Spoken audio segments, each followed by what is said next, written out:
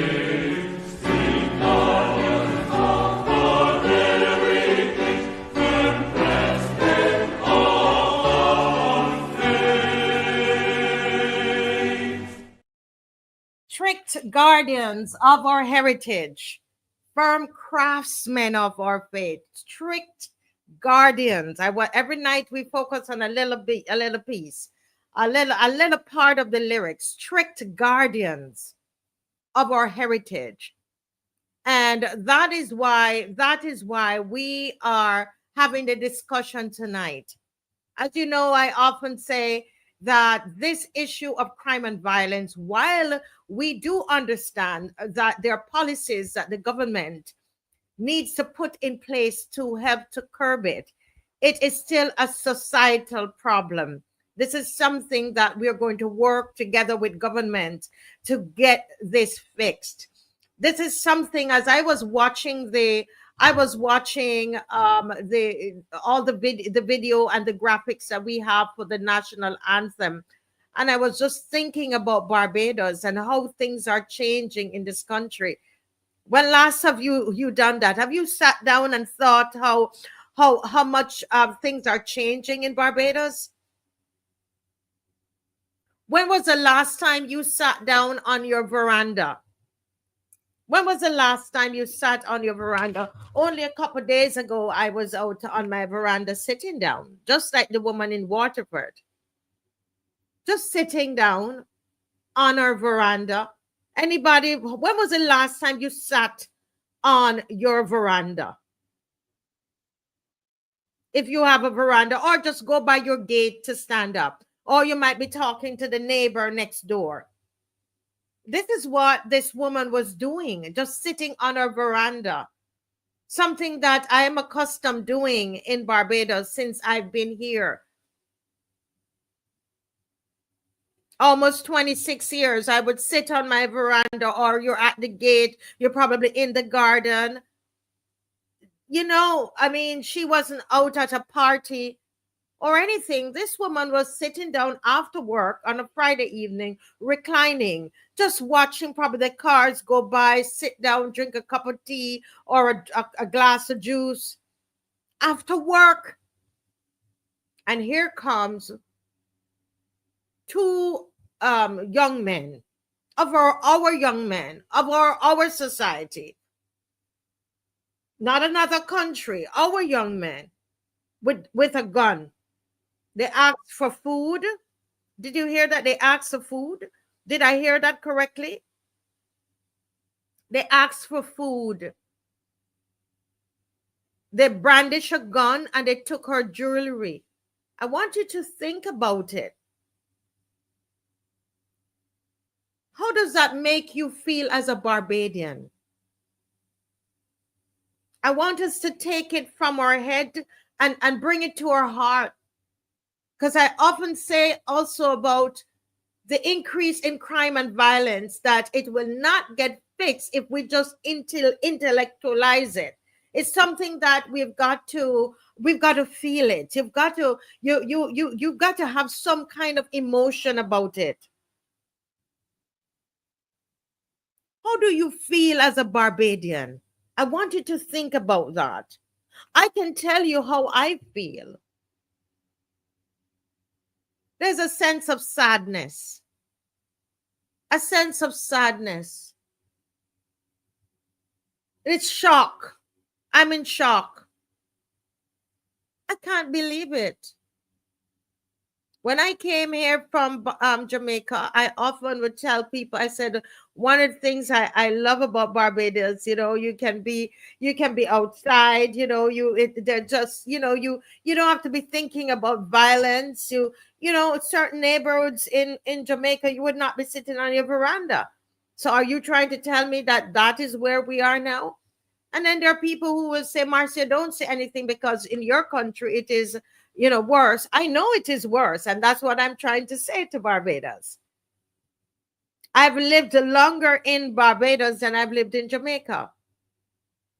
I have children. I grew up, my children were brought up here. My husband is Barbadian, right? I am Barbadian as well.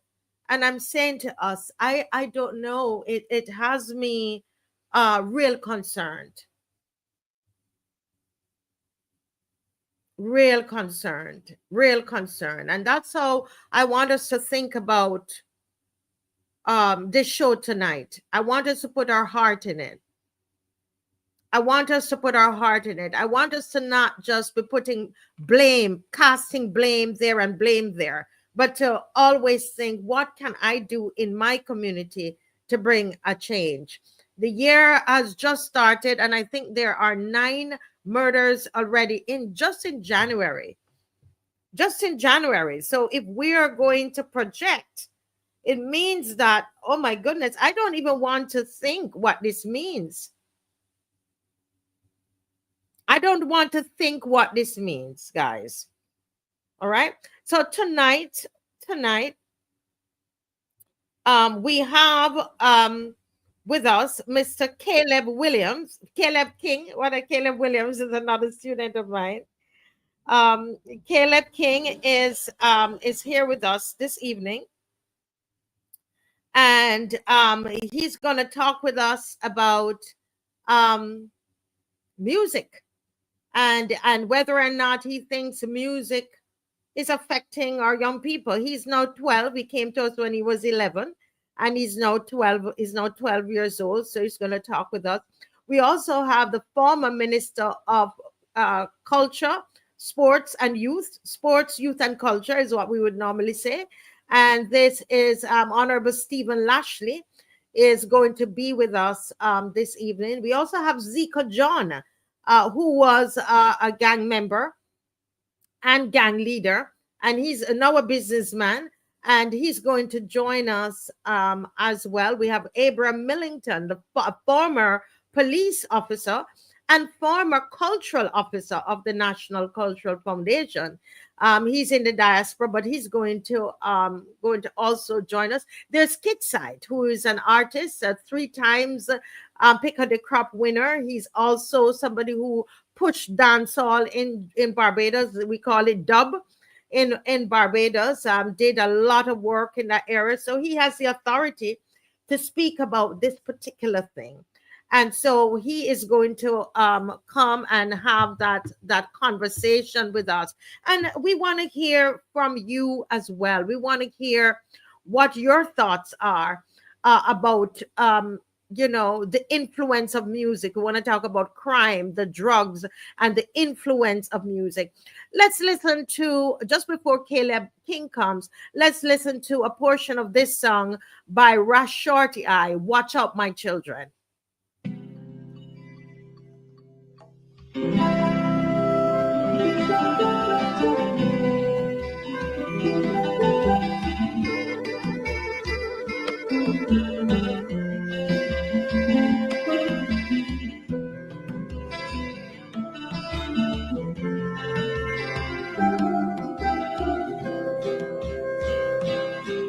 My sons and my daughters, to you I plead. Watch, don't get no horrors, but please take heed.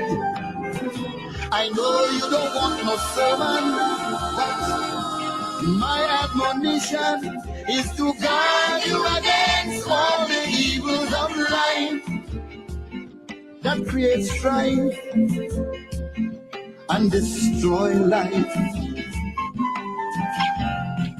Walk cautiously, children, be alert, because you have an enemy that's roaming the earth. I know you're young and restless, but you don't have to be careless. You see, sober thinking leads on to righteousness, to happiness, spiritual bliss. That's why I tell you this: watch out, my children. Watch out, my children. It have a fella called Lucifer with a bag of white powder,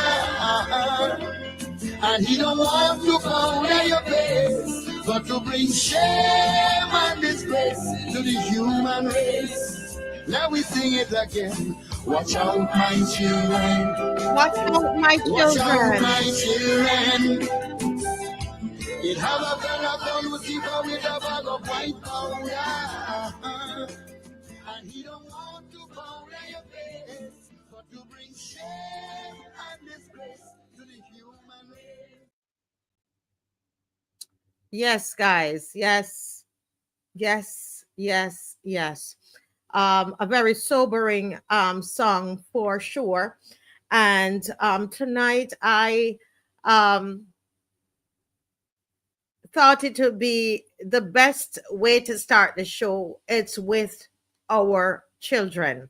And we have one young man that he's representing the young men this evening, the children this evening. And he is Mr. Caleb King. Caleb the King, he says, good night, Caleb. Good night. Okay, it's great to have you on. How are you doing? I am doing fine, and how are you? I'm well. It's good to see you. I know that you're now 12 years old. Yes, please. Wow, the last time you were on, it was last year you were 11. It's been a long time, actually. How Caleb, how does it feel now that you're 12? Because you would always say 11 plus. Now you are 12. How do you feel to be 12? Well, now that I'm 12, I'm only one step away from being a teenager. So, it's exciting. It's exciting. Why is it exciting? What are you looking forward to, Caleb? When I turn 13, I could be in Sackett Farm, and that Sackett Farm is more closer to finishing secondary school. Ah, I see. So you're trying to finish secondary school. So being when you get to 13, it's getting close. You're getting close. Yes, And please. and, and how is school going for you? You are at St. Leonard's Boys School? Yes, please. Yes, wonderful. That's a great school. How is it there? Tell me about school. In terms of behavior, it's not going so well in behavior, but in academics is doing good. It's doing good in academics. Yeah, St. Leonard's usually do very well in their academics. But so why are you saying it's not going good in behavior? What do you mean? Right. So, for examples, there are a lot of fights at school. Mm-hmm. People telling each other about their parents and things. Oh, they're telling you about your mother. Mm-hmm. Mm-hmm. And people are fighting, etc. Yes, please. Wow, my goodness. So in your class, you have a lot of fights in your class? Yes, please. Don't call any name of any children, I'm okay? Go not ahead. calling the name. Well, Good. I was at games outside, Mm-hmm. and I mistake and spilt sorrel on my friend's white shoes. So I was there washing them off. And then 2 minutes later, like we right next to the pipe. Then two Mm-hmm. minutes later, we hearing fighting and thing. And then we turn the corner and see a whole bunch of kids there fighting. And we was right there just minding our own business, doing something. Now, if that was anywhere closer, something could have happened. Oh, wow. So sometimes you're a little afraid at school as well Yes, please. because you don't know what. You're in secondary school, you're in first form. Are you seeing more fights now than when you were in primary school? Of course, I didn't have the fights in primary school. But so you're seeing a lot more now. Yes, please. Oh my goodness. Now, Caleb, all of that fighting and at school, and quarreling and probably cursing as well. Are they cursing in the class? Yes, please. Cursing a lot of words that they probably won't curse around their parents, but they're cursing at school. Now, Caleb, what do you think is a reason for that? Do you think tonight we're talking about crime, drugs, and the influence of music. Do you think that music plays a role in the behavior of the children at school? Yes, please. How is that? Explain. Well, if you listen to like the music that you hear in a van, a ZR. Mm. Like Well, what kind of music you hear in the van? I just call it Batman music. I don't know the name of the You call music. it Batman music? You guys just call it Why do you Batman call it Batman music? because they refer like the persons that create the songs. They refer to themselves as bad men. So Oh. And what are some of the things that they're do you listen to any at any point? You listen to any of this music? no, please. Actually, it's made me sick when he's listening to it. Oh, so sometimes you listen to it and it make you sick. I just only listen to it when I in a circumstance I have to catch a ZR. I Mm-hmm. just have to listen to it. Okay, so you're forced to listen to it in the ZR. And what are some of the things that they're talking about that make you sick? I just hear like them just be talking about sex and guns and all of that. Mm. And what are your thoughts? Do you think that chills? Because sometimes you take the van, but you don't take the ZR all the time, No, right? please. So what about those children who have to take the ZR to school and back, right? And they hear it all the time. Do you think that that kind of music, Caleb, in your mind, you're 12 years old, you're with your friends, you think that if you were to listen to that all the time, that would impact you? Yeah, I think like you'll get accustomed to it, and then you'll be like, "Yeah, boy, I understand what this man here talking about. Yeah, let me try to test this out and thing." So I think you could get accustomed to that, and then you start trying to do the things that the person's on the studio saying. Oh, okay. So you and it's interesting that you said that the people who are singing it, they call themselves bad men. And so already it tells you what in your mind it is telling you what the music is about. Is that what you think? Yes, please. Hmm. So Caleb, what about at school? Do the children listen to the music at school? Yes, please. Well, sometimes them is got like this little speaker, and then them is like play, but then the teachers catch them and then tell them to turn it off. Okay, so they find a way to play it. And at your school, you can you use the telephone? Can you use cell phone? Sorry. We only get to use, well, we're not allowed to use the telephone, but sometimes if we got free time, some children use the telephone, and if the teachers allow us, we could play the telephone. You mean the cell phone? So you Yes, please. actually do carry your cell phone to school? No, please. Okay, so no cell phone. So you actually are talking about the telephone itself. Okay. So no cell phones are allowed, but people find a way to bring music in, right? Yes, please. Hmm. Do you like music, Caleb? You like listening to music? Yes, please. Yeah. What kind of music do you like listening to? I was listening to Brazilian funk. Brazilian funk. Why you like Brazilian funk? The beat and the vibe is Mm-hmm. be catchy and it's make me want to dance. Make you want to. So you want to listen. You love music, but you want to listen to music that makes you happy and make you want to dance. Yes, please. And you don't find the times when you have to take the ZR, you don't find that music on the ZR makes you want to dance and make you happy. Not one bit. Not even a little bit, like you want to move to the beat. Nope. Wow. And do you have a lot of are your other friends who feel the same way? I'm not sure. Just don't really get that deep into that conversation with my friends, so I don't know. You're not too sure. Not too sure of it, but you like music, so it's not a thing that you don't like music. You'll want music that would make you happy and make you want to dance. But Caleb, there are lots of people who say, well, it's not real. The music doesn't do that to people. Doesn't make you want to be violent.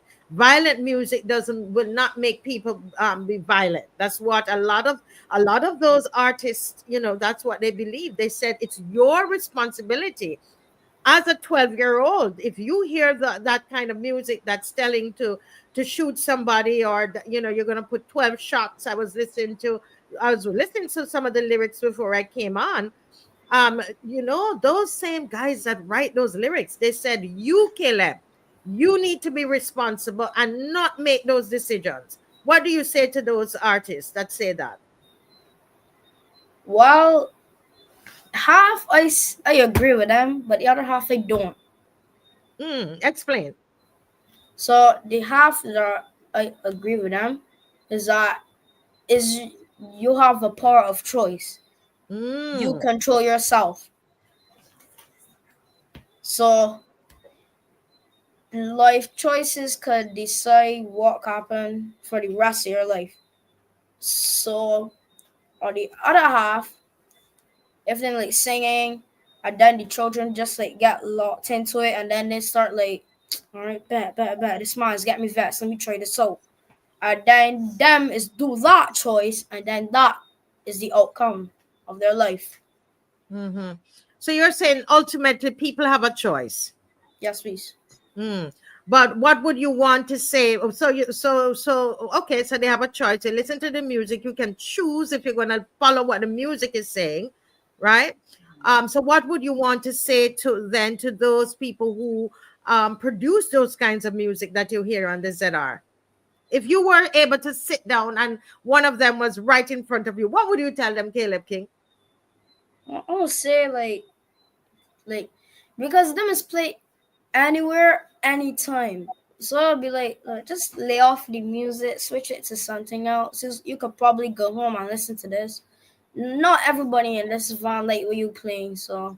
So you would speak to the conductor and to the driver, and you would say, basically, you don't have to. Everybody doesn't like it, and you think that they could play it at home, but not with the children on the bus. Is that what Yes, you're please. saying? Yeah, yeah. Wow, that's interesting. So you're thinking that the adults need to play their music for adults. Now, there's a lot of crime that is happening in the country, Caleb. Did you hear about the lady who was sitting, the grandma, like your grandma? I'm sure she doesn't make fish cakes like your grandma. I know your grandma made the best fish cakes in town, right? Yes, please. I heard you were eating fish cakes today. I wasn't eating fish cakes today, but. Oh, okay. All right. But I know your granny makes the best fish cakes in town. So you heard about the grandma that was sitting on the her veranda at 3 o'clock. 3 o'clock in the day. Your grandma sit on the veranda sometimes? Last time Granny sat on the veranda was like eons ago. All right. But I mean, it's possible that she could go. Okay, well, she sat on the veranda before. So when you heard that someone went and they robbed her, this person at gunpoint of her jewelry and so on, how does that make you feel as a 12-year-old Barbadian? Well, to be honest, it just showing us that these things got stopped and then got put more reinforcements on them children sometimes. Make you feel like they have to stop. Caleb, I'm telling you, this is so awesome and so insightful to hear what you have to say, because sometimes we talk about these issues, but we don't involve the children, right? We don't involve you in the discussion.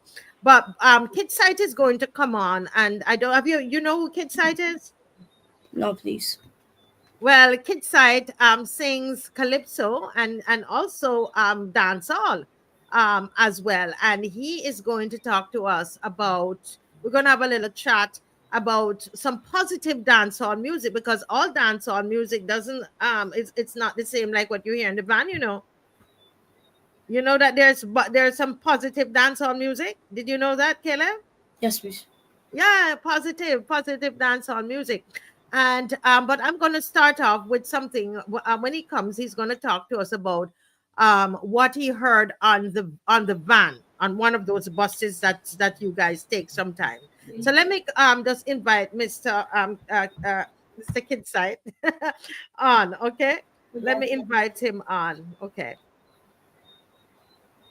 All right. This is KIDSITE here. We're gonna play a little bit, Dave, of his music before we For 20 years, I don't sing it no more, but she said she want me come down Liquid Village and sing this song. She want KIDSITE to come and sing about Winston Hall. Now you know that the first song I ever sing was Babylon searching, but they can't find Hall. It was like that, policeman searching, but they can't find Hall. It was 2 years ago in this country. Got the whole of prison up with robbery. They collapse that he escaped custody. And to this day, the Babylon can't find he. Look, search the country, can't find me. Search the city, can't find me. Search the gully, he better than Mark our body. But you know what happened? The catch hall, he get away. The catchy, they get away. I had to sing about 4 songs with Mr. Hall. But my favorite song is this song that I want to help me sing. And it goes something like this. The fine tooth split on the Rasta man hand. Why you can't find Winston? I want to bring that rhythm for me. That is my favorite Winston Hall song. But that's the rhythm. Let me tell you the story of Winston Hall now. I walk when I city, why yo, when I say that for me? Okay. The fine tooth flip on a Rasta man hand. Why you can't find Winston? I'm gonna say why you can't find Winston? Fine tooth flesh on a Rasta man hand. Find dead fish floating on the ocean. Find school girl in a ZR van. Did a fine of years in Glengarry prison. All right, all right. So that is a little bit of Kid Side. Kid Side, we are here watching you perform. Good night, sir. How are you doing? You're muted. Can you hear me now? Yes, I'm hearing you now, Yeah. sir. Yes, it's a pleasure having you on. Thank you so much for coming on, Kid Side. Yeah. It's always a pleasure to be here. Um, Yes. the comments from the youngster were very revealing. Revealing. Um, One of the things that stood out to me, what Caleb said, is that the music didn't encourage him to dance, Mm, and this is because the dance hall nowadays is not geared towards danceability. It's geared towards um, it's geared around these themes, and the beat is such that you just nod your head to it. No, it's not dancing before like back in the 90s and the 2000s and the 80s. Is geared and it's geared around these themes of sex or violence. Right through. And what I'm saying is that we don't have to have those kind of themes all the time dominating the dancehall music. Um, there's still themes around love. There's still themes around reality. There's, coming up chanting, there was always different themes that are different styles that you could have done. There's a roots and reality chanter, a love singer, bashment, and then bad boy. So I had all these different themes that you could fall into as a dub artist. But now it's strictly bad boy and vulgarity now. So mhm. I don't understand why it is just strictly those kind of themes. Um, the When it Japanese, can I be, there told can be other things. the Japanese have told the Jamaicans that they don't like this kind of dance or that they're bringing right now. The Japanese speak out against it. I don't understand this kind of dance all that is geared towards violence and sex. Those are the Yeah, themes all the time. You don't even have those lovely love songs like before. They have yeah, the artist Shen Chi, probably she's one of the leading female artists, and she probably geared towards like a rude girl kind of bad girl kind of themes also. So, because her biggest song right now is a song, the song "Hit and Run." right. That's a Yeah. big song, but I don't like the song because they don't know what it's trying to tell with me. It's a big popular song, but what is it really But trying to tell with me? Kid Side, I'm gonna say, let me bring Caleb in this conversation. So Caleb, Mhm. did you hear what Kid Side said? He was saying that there are different types of dance hall. So Right, right. You understood what he was saying? that's please. Yes, and he was saying that the ones they're making now are not ones for you to be happy and to dance. No happy Um, music. it's nothing like that. But and what you have any thoughts about that? What he's saying, Caleb? Um, persons in Barbados or in the Caribbean, they're thinking more of the Caribbean. They want advanced to more things. They want to experience more things. I know that the younger persons growing up now, they agreeing to the persons that creating these songs. I know they want to stick on that instead of the old time. Okay, so you're saying that they what you heard what he's saying, Kid Side? He's 12, I and hear he's what telling you're saying. that what people want, they want to feel like they're advancing, right? And so they don't want the old thing, that the old, which would make us happy and happy, But Caleb, but that's not. But you said you like to listen to Brazilian music. Did you hear that, Kid Side? Because he says it makes him happy and it makes him want to dance. So what are you trying to say then, Caleb? I thought you wanted to. The children nowadays, you don't think they want to dance and be happy? Yeah, I think they want to dance and be happy. And me too. I listen to old time music all the time. I actually have some old time music in my playlist. So okay, so you listen to a variety of music. But Kid Side, you were telling me of an incident in your that you were coming home in the van, and I wanted to relay that to Caleb what was happening, and let's discuss it with Uh, him before he goes. Go ahead, Well, KIDSITE. I cats that are kind of regular, and I cutters that are going to going past Government Hill, going up Government Hill the other day, and there were some children in the back, some children aged 14, 15, 16, Mm-hmm. and they had some animated conversation, and Mm-hmm. all these children were talking about was violence, stabbing, Mm, checking somebody in the eye, beating, repeatedly. That was all they were talking about, violence. And I was shocked because I said, why would somebody that age be so concerned about violence and so getting into wanting to do violence? But that is all they were talking about. I think that these children come out of some very sad homes, and this is what's going on, is reflecting in the culture in Barbados now, the gun culture, the shooting culture. They come out of some very sad and depressed homes. mm, That's why gather. mm. Did you hear? I'm sure you heard KIDSITE, and you heard about the children and what they were doing, Caleb.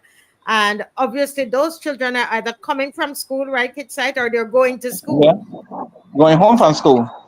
Coming from school. So these are some of the children, Caleb, that might be doing the fighting. And KIDSITE is saying it's probably what's happening at home. What are your thoughts about what KIDSITE is saying? You agree with him that they're talking about fighting and stabbing and sticking people in the eye and all of that. You believe that is because of home? What's happening at home? Yes, please. Why? I think that the environment that they grow up in, like my environment, is a quiet and friendly environment. There's not really got nothing going on in my environment. Like Mm, people in the pine, like growing up in the pine, that environment would be like, you'd be like, yes, mama, you want this and that. But in my environment, they don't really got that action going on. that kind of action going on. And you think your environment has prepared you is preparing you to for life. You believe that your environment is what's causing you to be calm at school. Yes, please. So what kind of environment you think a child should grow up in? I think they should Describe it. grow up. I think they should grow up in a civilized environment, an environment that they could have friends and not just like persons walking around with guns and thing and be frightened to go outside to play. Mm-hmm. Mm-hmm. So in a safe, you want them to be in a happy, safe, friendly environment is what is good for children. Yes, please. Mm-hmm. Mm-hmm. Kitsite, what are your thoughts on what you're hearing from Caleb? We want to keep him in the conversation. Sometimes we Yes, talk to the children and then you put them aside. I want him to stay. Yeah. yes. What he's saying is true. And I can bring a perspective that's so different from everybody else. I've been singing in front of the crowds now for about 40 years. Started in the 80s. In the 80s, there were more Rastafari, centralized, more Rastafari thinking, more roots thinking. And Mm-hmm. then I saw the audience change in the late 90s because I saw a lot of anger all of a sudden in young people. And also the emergence of the bad boy kind of tunes and the bad boy kind of lyrics. But what was evident of dancehall is the big thing that's evidence of dancehall is the materialism that came in. You have to get brand, you got to release kind of brand, had to really brand shoes, these brand new clothes. And the materialism is so high now. For example, there's there's um there's cartel coming shortly. Look at the money you gotta pay to see cartel. Everybody gonna want to see cartel. All the fans gonna want to see cartel, and there's a lot of money. And they talk around, and the police can give you this, can tell you this, that. Whenever they have these fets coming, these big shows coming, there'll be a spate of robberies as people have to get money to go to these shows. So the materialism is a big thing. Everybody is not in a everybody. All the children do not come from a environment that has all the material needs. Something come up impoverished in homes, impoverished environments, and it results in a lot of anger. Um, I think a gentleman also talked about the rap. So the rap is also violent also. It's always this, I don't know, it's something for the young people that everybody feels it has to be violence oriented now to sell to the young people. And I am saying that's not the case. I think it's also a lack of writers, a lack of songwriters that can bring some happy music, some reality music, some conscious music, some love music. I think there's a lack of writers. And that's what's happened. Everybody revert into violence and sex. Whenever you hear people talk about sex blatantly and blatant sex in songs, I know is a lack of quality in the writing. I can tell you that. But he said about the music. There's a music in Barbados called bashment, and bashment is really speeded old dub. So Mm-hmm. there's a desire for the people to hear something else besides what's coming out of Jamaica. I can tell you that because the bashment in Barbados is speeded up old dub. That's all it is. Mm-hmm. Their Yeah. brain teams and things like that. There's also a lack of writers in that area too. Yeah. If you can bring some writers, it brings some happy teams, But it takes a Yeah. lot to. It will take some platform to bring out your writing. Yeah. But let me ask Caleb, Dave, if you could put back the cartel on for me. Mad. Put back up so listen, do you know about Vibes Cartel, Caleb? No, please. So you don't know about Vibes Cartel. You don't know No, no. his that's I never interesting. thought there was a young person that would know voice cartel. Uh-huh. Do you see how much the tickets are? They start at 100 Barbados. And you see the prices? I could buy a car with one of these. Caleb say he could buy a car with one of these. Listen, the, 350 for the the VIP, look at up to the VIP 900. 12,000 Barbados so uncatered, and catered is 16,000 Barbados so one night. For one night. Yes, and you wanna hear some of let me just read. Let me see if I could read some of his lyrics for you. Let me see if there's anything that here I could actually read. Right? I don't even think I can read. But anyway, he has a song, and the name of the song, Caleb, is the name of the song is Real Badman. Right? You remember you were talking about this Badman music? Yes, please. And he has a song, and the name of the song is Real Badman. He has another song. He on YouTube, he has a whole thing that's just Badman music. And yeah, let me just yeah, he has another one that says another song that says murder them, right? Right? Them get murder. And these are some of the things that he's actually singing. I mean, he does sing some fun songs as well, but when I looked at what he had a concert, Caleb, in Jamaica, and at his concert he sang some of these songs. I heard him and other I heard someone on the stage talking about shooting somebody in the head, and letting that the mother going to bawl, that mean the mother going to be crying when they shoot out the brains. And he sang that just the other day in Jamaica. And actually, Caleb, a fight broke out on the stage A when he was fight. performing. Yes, a fight broke out on the stage, right? And say, look at the chorus. No matter where them do, them get murder. No matter what them do, get murder. No matter what them do, get murder. Mobe rifle shot boss. Okay, and he's coming to Barbados, and you see how much people going to pay to see him. What do you think about that? I think that's what's happening. That's what's happening. Everybody think this is good music, but I bet you like sometimes expectations is be too high, and then when it's like hear the music, it's be like, what's this I listening to? So when everybody keep playing this, I didn't actually hear what he's singing. I don't think it could be so good. You think they're going to be disappointed? Yes, please.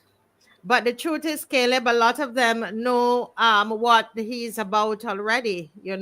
A lot of them know. But I know you have school, so I'm gonna let you go.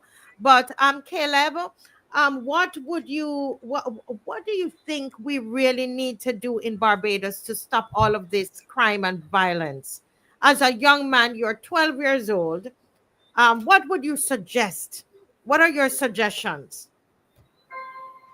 I think that they should got more police out like on patrols. Like if they see any funny business around that area, they should got like one or two police in that area just patrolling, just to make sure how to feel safe. Because you want to feel safe. Yes, please. Yes. Yesterday, when we were at Praise Academy, just before you go, I want to tell you this and hear your thoughts on it. When we were at Praise Academy yesterday, you weren't there at that time, but I was asking the children what they want to be, when they grow up, etc. By the way, what do you want to be when you grow up? I want to be a footballer. You want to be a footballer, and I know you'll be a great footballer. I know you're a good sportsman. But listen, this little girl told me that she did not think she was going to live long. Right? Quite a few of them there. I asked them, do you think you're going to live long? You think you will have a long life, a long, great life? What do you want to be? Caleb, you there? Caleb, man, you drop out on me? Okay. All right. And she said, no, she doesn't think she's gonna live long. I said, why? And she told me, Caleb, because there's just too many bad things happening in the world, and she thinks she's gonna die early. I was very shocked. She's only probably 7. And then she told me that her and her sister, that they actually heard the lady who was on the veranda, who was robbed by the gunmen. Yes, please. Those two little girls, her and her sister, they live very close to that woman. And they said they actually heard her screaming. And that made them so fearful. And so she believes she's not going to live very long. What would you say to her? I would say that you gotta keep your head up and have more faith. You still have a future ahead of you, and it's your choices that turns out on what happens in your life. Mm-hmm. Mm-hmm. Mm-hmm. Mm-hmm. It's her. So you're saying again to make choices, right? That she can make choices. Yes, please. Right. And she does it. Right. Now, I want to thank you for coming on tonight. I think it's important that we have a conversation with children about what is happening. It's not too big for you because you're hearing this at school. There are people in the comment section says, no, this is too much. No, it's not too much for him because he was there talking about all the different things that happen at school. So Caleb, I thank you, and I thank you for all of what you shared this evening, and continue, as you said, to make wise choices. Okay? Yes, please. Yes. Thank you for making wise choices, and try your best to speak to your friends too. Try to encourage them to make wise choices at school, right? Yes, please. Yes. Okay. All right. Thank you so much, Caleb, and we will chat again another time. Yes, please. Good night, and good night to the audience. Yes. All right, Caleb. KidSite. Now, there are people. I like to involve children, and I said children. He's 12 years old, and he's experiencing this at school. Listening to him tonight. He's very level-headed. I He's didn't very hear you. level-headed. He's very level-headed for a 12-year-old. Let me tell you, he's very intelligent and very level-headed. um, I didn't know that they had young people that they know was Vybz Cartel. That probably the just out that age bracket from 15 up that would know. Mhm. Somebody said that they should boycott the show. Well, You're talking about the most popular dancehall artist in the world right now, and that age group from 15 to 40. They're gonna Mm-hmm. flock to go to that show. That's the age group they're aiming at, the demographic, and they're gonna come Mm-hmm. out in the masses to that Mm-hmm. show. So, Mm-hmm. so Yeah, yeah, I yeah. just find out that. Yeah, yeah. But you see, this is why I say it is so important to have conversation with these children. So important. A lot of times we're thinking that we should not engage them, but you see, you were able to realize, hold a minute. So who are they? What's the target audience? And so on. I think that that is important. No, you have there's a program that you are trying to get going in Barbados that will push positive music. Can you tell us about that? Um, I had delayed it to start around this time because the producers or the people who wanted to do the production were interested in doing it in October, November. I was interested in that. I wanted it to be out around this time that Mm-hmm. young people would get the attention and artists would go straight into the reggae festival. Obviously, Mm-hmm. get some work coming out of this forum. Um, Basically speaking, what I'm looking to do is create a reggae forum of positiveness, of positive Yes. songs, wholesome songs, and record the people, put them on video, make it indigenous, and be a counterculture to what's coming out of Jamaica right now. But the Jamaican culture has been superimposed on the Barbadians for years to make them see see negative aspects in Jamaica as glamorous. This has been going on for a long time, and the writing quality. I don't think the writing standard I'm hearing coming out of Jamaica is not that high anymore.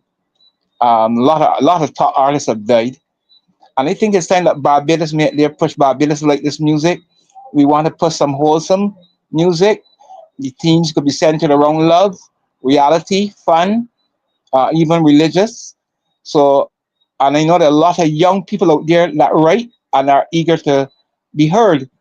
So this is the form you're looking for. But obviously, I'm still going to try to make it exciting to the audience. So you're looking to bring a product to the audience that a demand can be created. We're going to bring a supply, and that we're going to hope that there'll be demand for these artists. These artists can go on to be household stars or regional stars or international stars. I'm looking forward to the type of songs that we're going to bring because I feel that we have the talent here in Barbados, we have the voices, but we don't have the writing. So we got to concentrate now on some real wholesome and quality positive songs. And I was saying that the forum is to go into the communities. We're going to go into the communities and set a stage and carry it to the community. So it's a fight. It's a And fight that's back. gonna cost some money. And here it is, you're trying to do something positive to, because they're putting out this negative, all of this negativity out there in music, and you're trying to do something positive, and you're finding it difficult to find the sponsorship, right? Well, it's always difficult to have sponsorship, but we're hopeful that we're going to go out there and get the sponsorship. The problem is not political. It's not political with the violence. Is a social problem. It's a national problem, not a political Correct. problem. And Yeah. I'm gonna not none of the political people because a lot of them have said they want to help. So we'll Mm-hmm. see how it goes from there. So I'm not going to say that sponsor is difficult. I'm going to Mm-hmm. say that we are about to we're going to engage the sponsors now and see what's going to happen. Yes, yes, yes. Well, I wish you all the very, very best in for that show. And we're gonna keep in touch just to know what is happening, okay?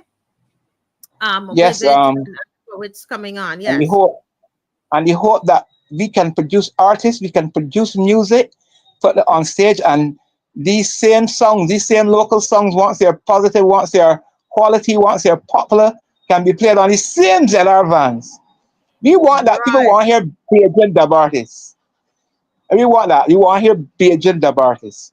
And if you can get guys out your own community, and it happened in my time, where people supported somebody coming out of their community, you know. I had when it started in the 1980s, every community had its champion. Every community had its champion. Mhm. So we want to go back to that. The communities can back the artists and back positive artists. Yes, yes, yes, yes. Well, thank you so very much for coming on the show tonight, KidSite, and for telling us about, reminding us, because you told us about it before, reminding us of this positive kind of music that you want to push in Barbados. And I think this is commendable. It's an answer. You're providing an answer, a solution to the issue, because you happen to believe that there's some correlation, you think, between the music that we listen to and the actions. There's a lot of the artists, as you know, they're saying, no, we are just putting out music. And as Caleb says, it's a choice. People have to make the choice. But as we go, we're going to play a little bit of your music that was very funny and positive. All right. Thank you so much, KidSite. God bless. Thank you. Yes. Bye bye. Go ahead, Dave. Oh, it's Don't you get in on this long? Repeat again, let me go in the van. Sit down in the back, reggae music play. Me sit and relax. As me up and go in a transport bus. As me enter, me sight of teeth in prayer box, in prayer box. Say ready about it, I bet the dreadlocks. And on the prayer box, you got a punch response. I get sight, me don't respect that. Your butt went stay down when you ain't getting changed back. Hey, elementary. You put up a long handle at the side of it. And I swear when you got a one, I'll found it if you box. So ready about it, down west or dreadlocks. well, there you have it. It's a song about driving on the minibus. Anybody remember this one? This is positive. It's funny, and it's commentary about riding on the minibus. So we can have positive music. Of course, this is not what they're listening to. Somebody tell me they're listening to Trinidad. We do have somebody from Trinidad is going to come on later in the program. So we have done our research. We know. So they're going to be coming on. Hopefully, they will join us a little later. Yeah. But let us we're gonna ask Abraham Millington to join us. Good evening, Abraham. Good evening. Hi, Marcia. How do you do? I am great. Now, Abraham, for those of you who don't know, he was a cultural officer at the National Cultural Foundation, and he was also a police. He's now studying law in Canada and doing a lot of research, a lot of legal, social research in Canada. And we are very, very happy to have you tonight, Mr. Millington. Yes, a pleasure to have you as well. Yes, Back. yes. Back. Yes, to be back. Well, you had done some research previously about Vibes Cartel. Yes. Right? And so I asked you to show that tonight, because I thought that it'd be good to go over some of the lyrics and some of what the research that the sociologists have found concerning the music and they have published. So I'm gonna Well, go right into it. Go right into it. yes. So, Dave, without any further ado, I would wish that you hit the first link there. Sorry, before you go, this is a clinician at the UE. Her name is Alexa Crawford, and the reason I'm gonna take it down a slightly different path is to show that we have people in the Caribbean that are capable and that have done extensive research in the correlation of hypersex, hyperviolent music, and its impacts on youth altogether, and the whole system of organized crime. So yes, and come right away down to where it talks about the literature. You'll see where it starts with the literature. Right there. Actually, you can start right there just to tease just to tease Marcia because she's a girl of stats. And this is Alexa's breakdown on how should I say it? The impact on lyrical content on, I guess, youth, on the males. I won't really go into that much, but you can see that extensive research was done from a Jamaican standpoint of how it impacted Jamaica in terms of, for example, sexually explicit 13, 26. This is with males. I'm not going to go through that, but this is just to show you that extensive research was done by UE. Continue, let's go down to literature. So let's start. No, where it talks about literature.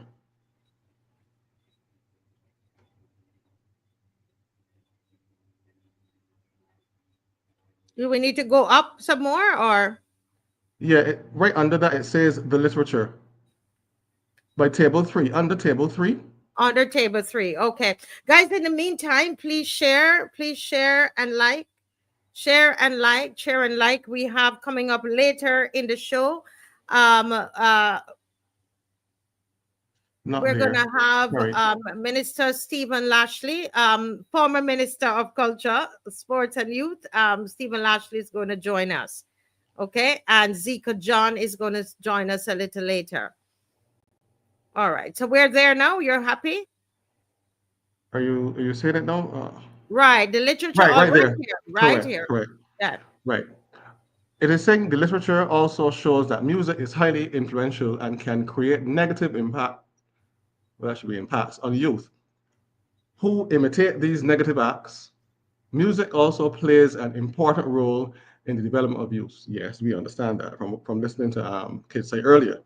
It goes on to say Schubert contends that music tends to evoke intense pleasure, while McFarlane holds the view that a link does exist between exposure to sexual content via the media and the sexual behavior of our children.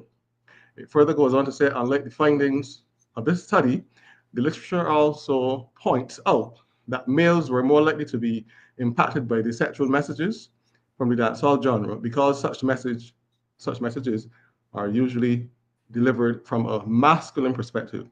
Now you can stop there because, as you would know from a Jamaican perspective, as a growing up in Jamaica, most of the dancehall genre, except I say no apology. I don't think that, well, she doesn't go by Lady Saw anymore. But what is her real name now? Her Marian Hall. Correct, Marian Hall. I don't think that I've not seen any woman right now that has get to her stage in that arena. But what I'm trying to say is that it was a predominantly more male yes, dominated thing. I'm not going to say much longer with this. One author noted that the lyrical contents of dancehall genre have the potential to impact the brain and affect emotional behavior in humans, especially for the young people. This is probably because there is a direct correlation between the playing of hardcore music on public transportation and the proliferation of sexual display on these said transportation. So we don't really have to, how should I say now, go any further. Jamaica, UE, has done significant research into the effects of, and it's not like what KIDSITE was talking about. No, we're not talking about wholesome. We're not talking about Bob, from the era of Bob Marley coming down to dancehall. I'm not talking about wholesome music. We're talking about hyperviolence and hypersexual music, which is a totally different ball game altogether. I said I wanted to go. I'm gonna stray from this and go on to 3. Could you go, Dave? Could you, in the link, could you hit? Marcia, should we go through the responses of the children that we spotted last time? Yeah, I mean, just so, however you feel like, yeah, I think that would be great. Okay, so go back to the link, Dave. Before we go to 3, we're going to just read from the link under second link.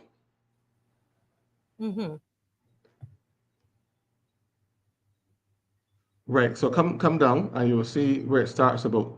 Now this lady, um, this is another professor. She's talking about responses change at ages responses change as the ages increase. There were mixed feelings among the 13 to 15-year-olds about tough, bad people. Some felt they were feared, not respected, while others saw being bad and tough as a legitimate way to earn respect. Most people respect tough and bad people. It's good and bad. When fighting, you don't cry so that people can respect you. Mixed with, and I pause there because I don't think that we as a Caribbean people, we have literature, we have the literary arts, but I find that literary arts throughout the Caribbean, we don't, because of the colonial cloud that still hangs over us, we were taught to inspect British things or Western things, but I find that we don't do a lot of introspection to our own on the ground linguistical correlations to crime. And it is it is these. Before I go any further, something just came to me quickly, and I'll say, remember that murder that happened in Christchurch with at the shop, where the guy said he'd go in and come back. Yeah. Right. So it's subtle things like that that you can actually gauge the guns and stuff in the country just by that, by the linguistical mapping of how people speak. If you have 10 and 15 or 100 people in one parish tell you that they can go and come back, what's that telling you? So you see how linguistics linked to the mapping of crime, organized crime that is, and the potential that you can link that to organized crime on the ground. Where did I stop this now?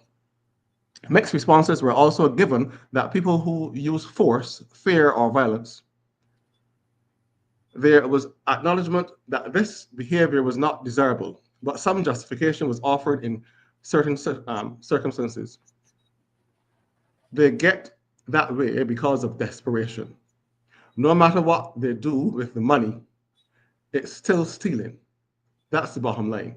And that must be that must be felt, because you would know what Jamaica is going through right now, and what you see. People sing songs, but they don't understand that these people that sing the songs, they're actually living that. People sing what they live, and I can intentionally jump from this to the other link, which is is it 1, 3, and 5? I told you. Yes, 1, 3, and 5. So he has to go. Yeah, go to link 3, Dave. Right. 4. Go to right link 3. Right, which would be this. Yes. So I know I'm rushing, but you start to in your mind you start to understand how we have conditioned ourselves in the Caribbean to a lot of violence, and we've made it very normative, and we don't even realize it, that we are just like, it's almost like how you eat cocoa, or some people eat a certain meal every Sunday. It's just normal, right? So we're gonna skim through this to get to the very last one, which I'm gonna get you to read one here. Now this is a synopsis really of some of the most violent. Oh, I shouldn't say the most violent, but let's call it what it is. That's all artists that are revered in Jamaica, and this was the top 10. So what I will do for time, is 10, let's do 10, 5, 10, 5, 3, and 1. Okay. So you'll start with 10 now. Yes. So I don't want to put you on the spot, Marcia, but I think that this may. You want to start with this one, and we go. You want to read this one? Yes, it's fine. So you want us to click on Ninja Man to get to the song, or just read? No, I don't think we would play. This is just read the overview of what Right. he's talking. While this 1989 release track by the now incarcerated DJ, this song is called New Gun for Boss. Ninja Man pales in comparison to the others on this list in terms of violent imagery. The song's brazenness, considering the time period in which it came out, sets it apart and easily makes it a candidate for placement on this list. Released under the Mr. Do label, the song details the artist's fascination with a new gun in a way most would find shocking at the time. While such songs are commonplace now, particularly given Jamaica's world leading crime statistics, they were near taboo back then, especially considering that at the time of its release, the nation's crime rate was not nearly what it is now, with data from the Jamaica Constabulary Force indicated that in 1989, the year of the song's release, Jamaica recorded just 439 murders. In contrast, just last year, for instance, Jamaica recorded 1,323 murders. No, this was back then. So I want to interject quickly to say that Caribbean must admit that it is this indoctrination of violent lyricism in the youth that has perpetuated significantly. It is not the only factor, but it is one of the main ingredients in the indoctrination of early violence or early normative ideological thinking into violence. You understand that Jamaica has been honest that their stats when it started was X, and now it has. Yeah, the way it is at the moment, you know. And with the lines here, you hear one shot, a two that lick, out a boy head, blood start drip. And this is what people sing all the time. The song blatantly challenged the conservative tones of the day, and its catchy tune made it all the more impactful. Can you stop there a minute? Yeah. Sorry. Can you? So what this is saying is that back then, what we in the Caribbean see as like nothing is like, oh, we hear a KARTEL tune or a Ninja Man, not Ninja Man. This is it Ninja? Yeah, this is Ninja. Right, or Ninja Man should or anything. You know why? Because back then it was like a big thing because that kind of gore and violent stuff was not that normal then. But now because of the economic pull to it, you know, you can pack up concerts, you can bring, there's an interconnection of votes and bringing people together and stuff. So the economics of a thing has now become more important than the actual severity of a thing as it relates to national security. You want to jump to 5? You want to jump to 5 just for so? Yeah, and as they're saying that Ninja Man was actually, you know, incarcerated for murder. You know, he's in jail at the moment. Yeah. Number 5, Bounty Killer. A list about violent dancehall lyrics is fundamentally flawed without any inclusion of the warlord himself. The original 7-star general, Mr. Rodney Price, more popularly known as Bounty Killer, but they also call him Warlord. And he says, one of his songs says, "Gonna stick, any stick, a shot, a stick in a boy."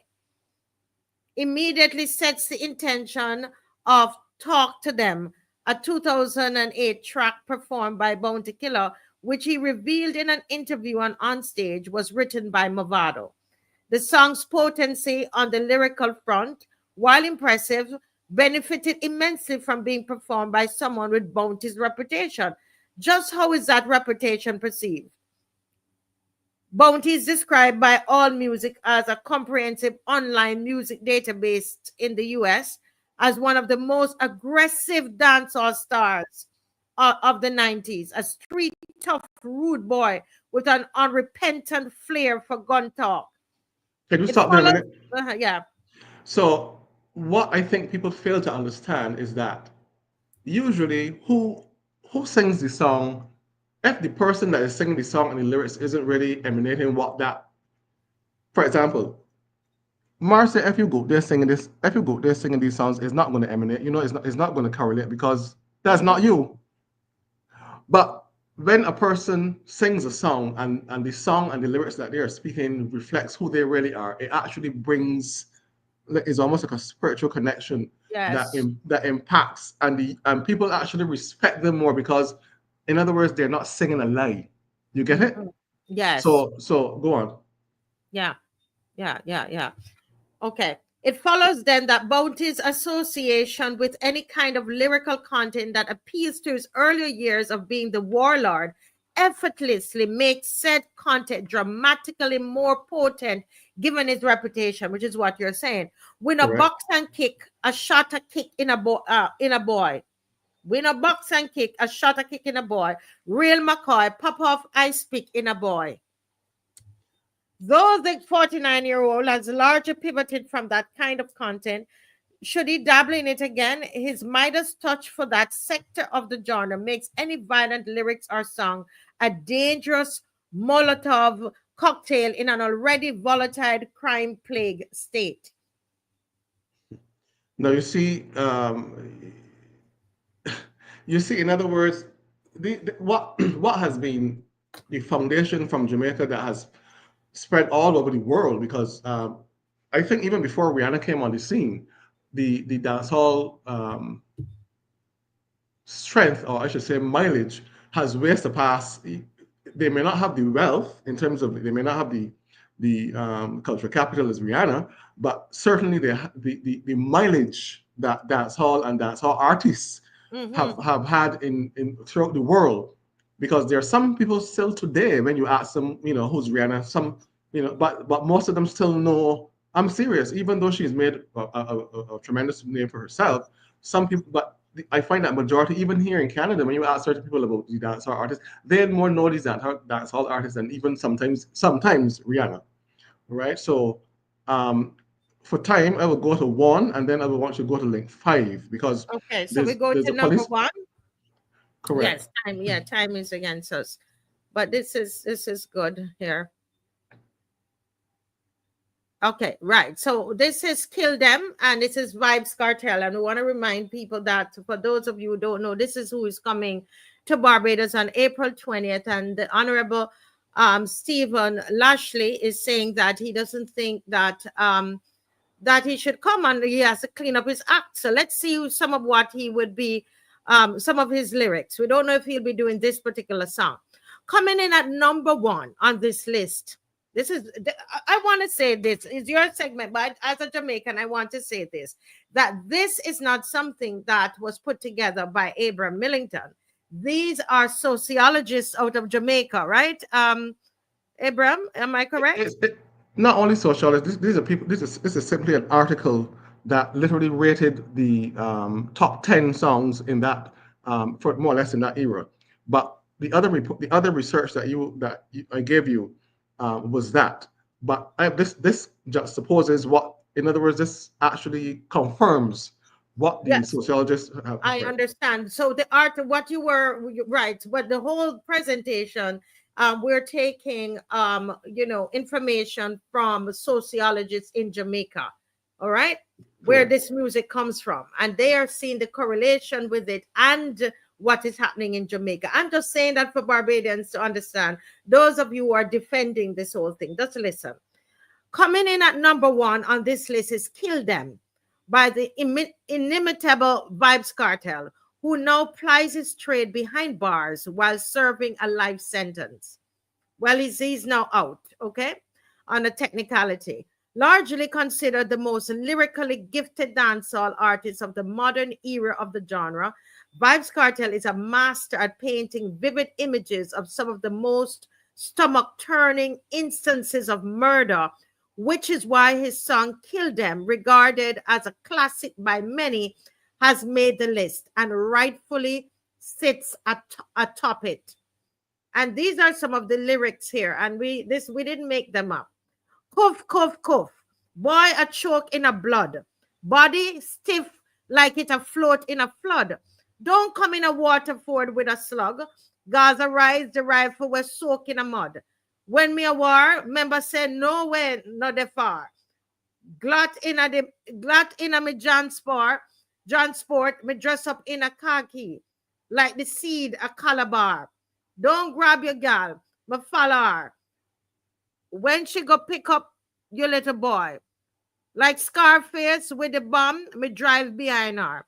Him never do it, but me not care who in the car. Did you hear that? You understand that what that is saying? That he's going to kill this man. They're going to hunt and kill him. And whether the child is in the car or whomever. And we see some of that kind of behavior that's happening in Barbados, where people are just shooting in a minivan, etc. And Trinidad. And in Trinidad, right? Correct. And this is how Jamaica has basically exported this. with a catchy hook that advocates kill them all and done. Kill them all and done. Vybz Kartel captures the mercilessness that often accompanies many of the murders in his island state, as criminals indiscriminately carry out their crimes with no regard for possible collateral damage. Given its platform and influence, particularly as a Gaza chief or world boss, the lyrics are not only incredibly direct, but the message may resonate with a lot of his followers, some of whom may not necessarily understand the distinction between what's literary and what's literal. Correct. And that on that note, I would wish you go. We can speak to this, but as Dave goes to link 4, you can prepare link 4, and it is that we were just talking earlier, because essentially what they're saying is confirming again what I said, that come on, we are talking about Jamaica. Jamaica is an island that is very real. If a person's a painter, they're a painter. They're not going to be a painter until they're pilot. You see what I mean? So in other words, Jamaica is a country that believes in being real. What they tell you as a Bayesian say, that's what is. You see what I mean? So, but because of his stature and stuff, not only in the art form, but high wizardry wise, I wouldn't explain that. Who wanna look up the word high wizardry? He is true to what he sings and who he emanates, because of the not only law enforcement knowledge on the ground of former, because people change, or who knows, but the former association with gangsterism, if you want to call it that, and for that reason, because nobody's going to get a title world boss and they're a pilcher or a sardine. You see what I mean? You're going to be a whale, right? So and no, I'm serious. I never hear a whale or you ever hear a sprat get called a world boss? No, Sprats would never get that title. Let's look at this quickly, Dave, in the essence of time.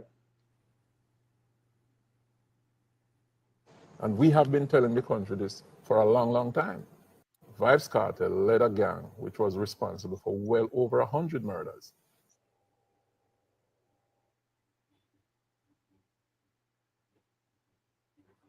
Is that all to it? Just play it again, please. We have been telling the country this for a long, long time. Vybz Kartel led a gang which was responsible for well over 100 murders. And we have been telling the country this for a long, long time. Vybz Kartel led a gang which was responsible for well over 100 murders. Now this is I'm not sure who he is, but as you can see the uniform he's wearing, he's not wearing a Boy Scouts uniform, neither is he wearing I don't know, a cadet uniform. This is obviously the police uniform in Jamaica. And I am not the purpose of my being here is not to bash a person being out on a technicality or anything like that. We are talking to something that has been cemented, and law enforcement, as you would know, and people know all around the world, don't come to declare information like this if they have not done their intel on the ground. And if in Jamaica itself, the law enforcement officials understand what exactly is going on. I don't mind the people behind the scenes that are benefiting from political, what was the word they call it? Expedience and trying to use the brainwashing of people to get votes. I'm not talking about that. We are dealing with a situation where you have artists, be it in Barbados, Trinidad, and Jamaica, who government officials and government operatives know that these people are associated with organized crime, but the crime is rattling down the country. The hoteliers are crying out because of safety. Last week, I think it was, or this week, last week, or today is Sunday, there was a video I saw of a lady in her gallery. I'm not sure if you saw that one, the lady in her gallery. Right, so Barbados better be careful, because they don't want that the international tourism market starts to know that even people are being in fear, even just being in their gallery. Just sit in their gallery alone. So what do you want people to do? Stay in their house and bolt it down? So here we have it. This is a microcosm again of like a twist of what I did last time. And Dave, you go right ahead if you want to play this. There's something to play, right? Mm-hmm. That's the next Well, there is something only because of time. Right. So we don't have a lot more time in this section. So, but Nicolette has a question here. Nicolette says, "What does this have to do with Barbados and economy? What we're doing here?"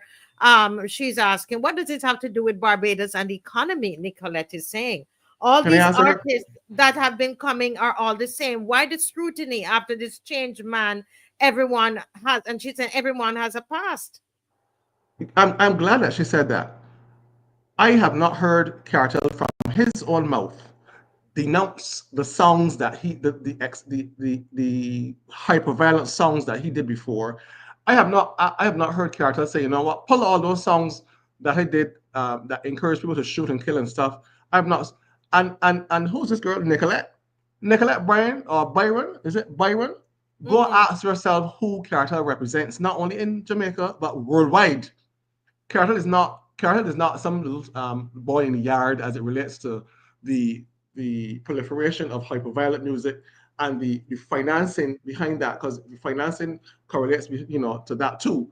So when you find a person that represents hyper-gangsterism in a country, and I'm not talking about a person being changed or a person in 2024 was a gangster. Now in 2025 he's no longer a gangster, but still is going to be benefiting and proliferating gangsterism, lyricism is something that has to be checked and assessed if and since the Ministry of Security and whatever it be in all three countries, Trinidad, Barbados, and Jamaica, are at odds trying to stop the rise of youth violence and killings altogether.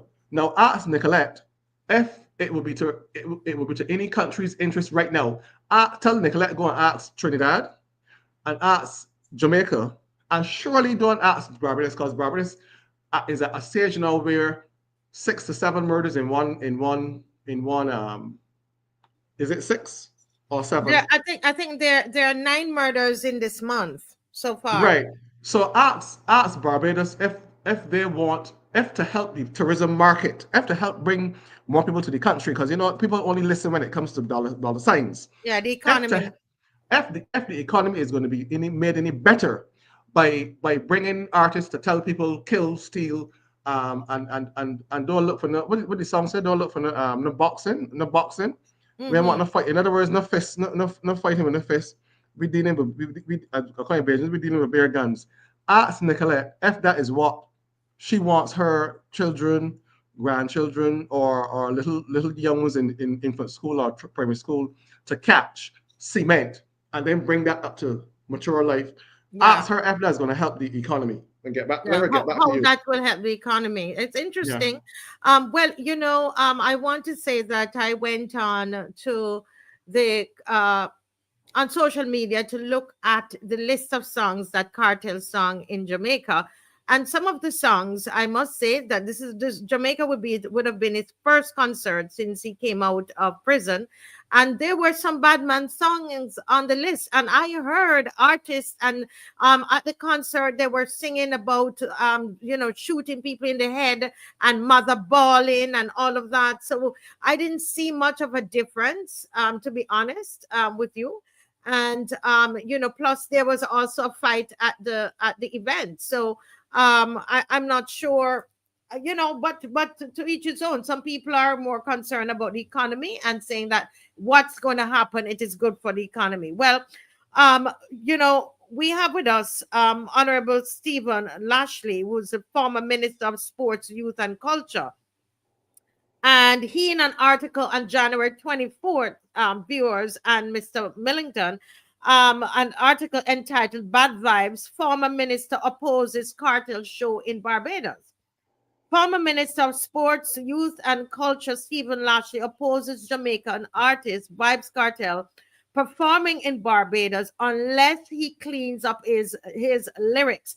So, Mr. Lashley's here, and he's been, in my opinion, he to me, in my era, my 26 years being here, is the best minister of culture Barbados has ever seen. That's me.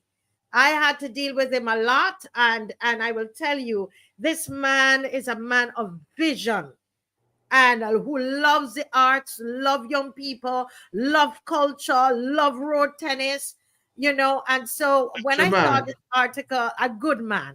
Yeah, yes. When I saw that, a community man, Correct. honest man, upright man, I can tell you, because I had to deal with Mr. Lashley a lot. And he and I, we had it out sometimes. We would lick heads sometimes, as they say in Jamaica. But all in all, this is a good man.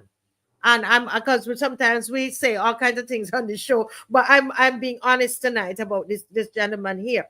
So I'm happy to have the Honorable Stephen Lashley with us. Good evening, sir. Good evening, Marcia, and good evening to your listeners as well, the viewers. Yes, sir. It's an honor to have you. And I just read your article. That's a bold article. You are saying that unless KARTEL cleans up his act, he should not be allowed in Barbados.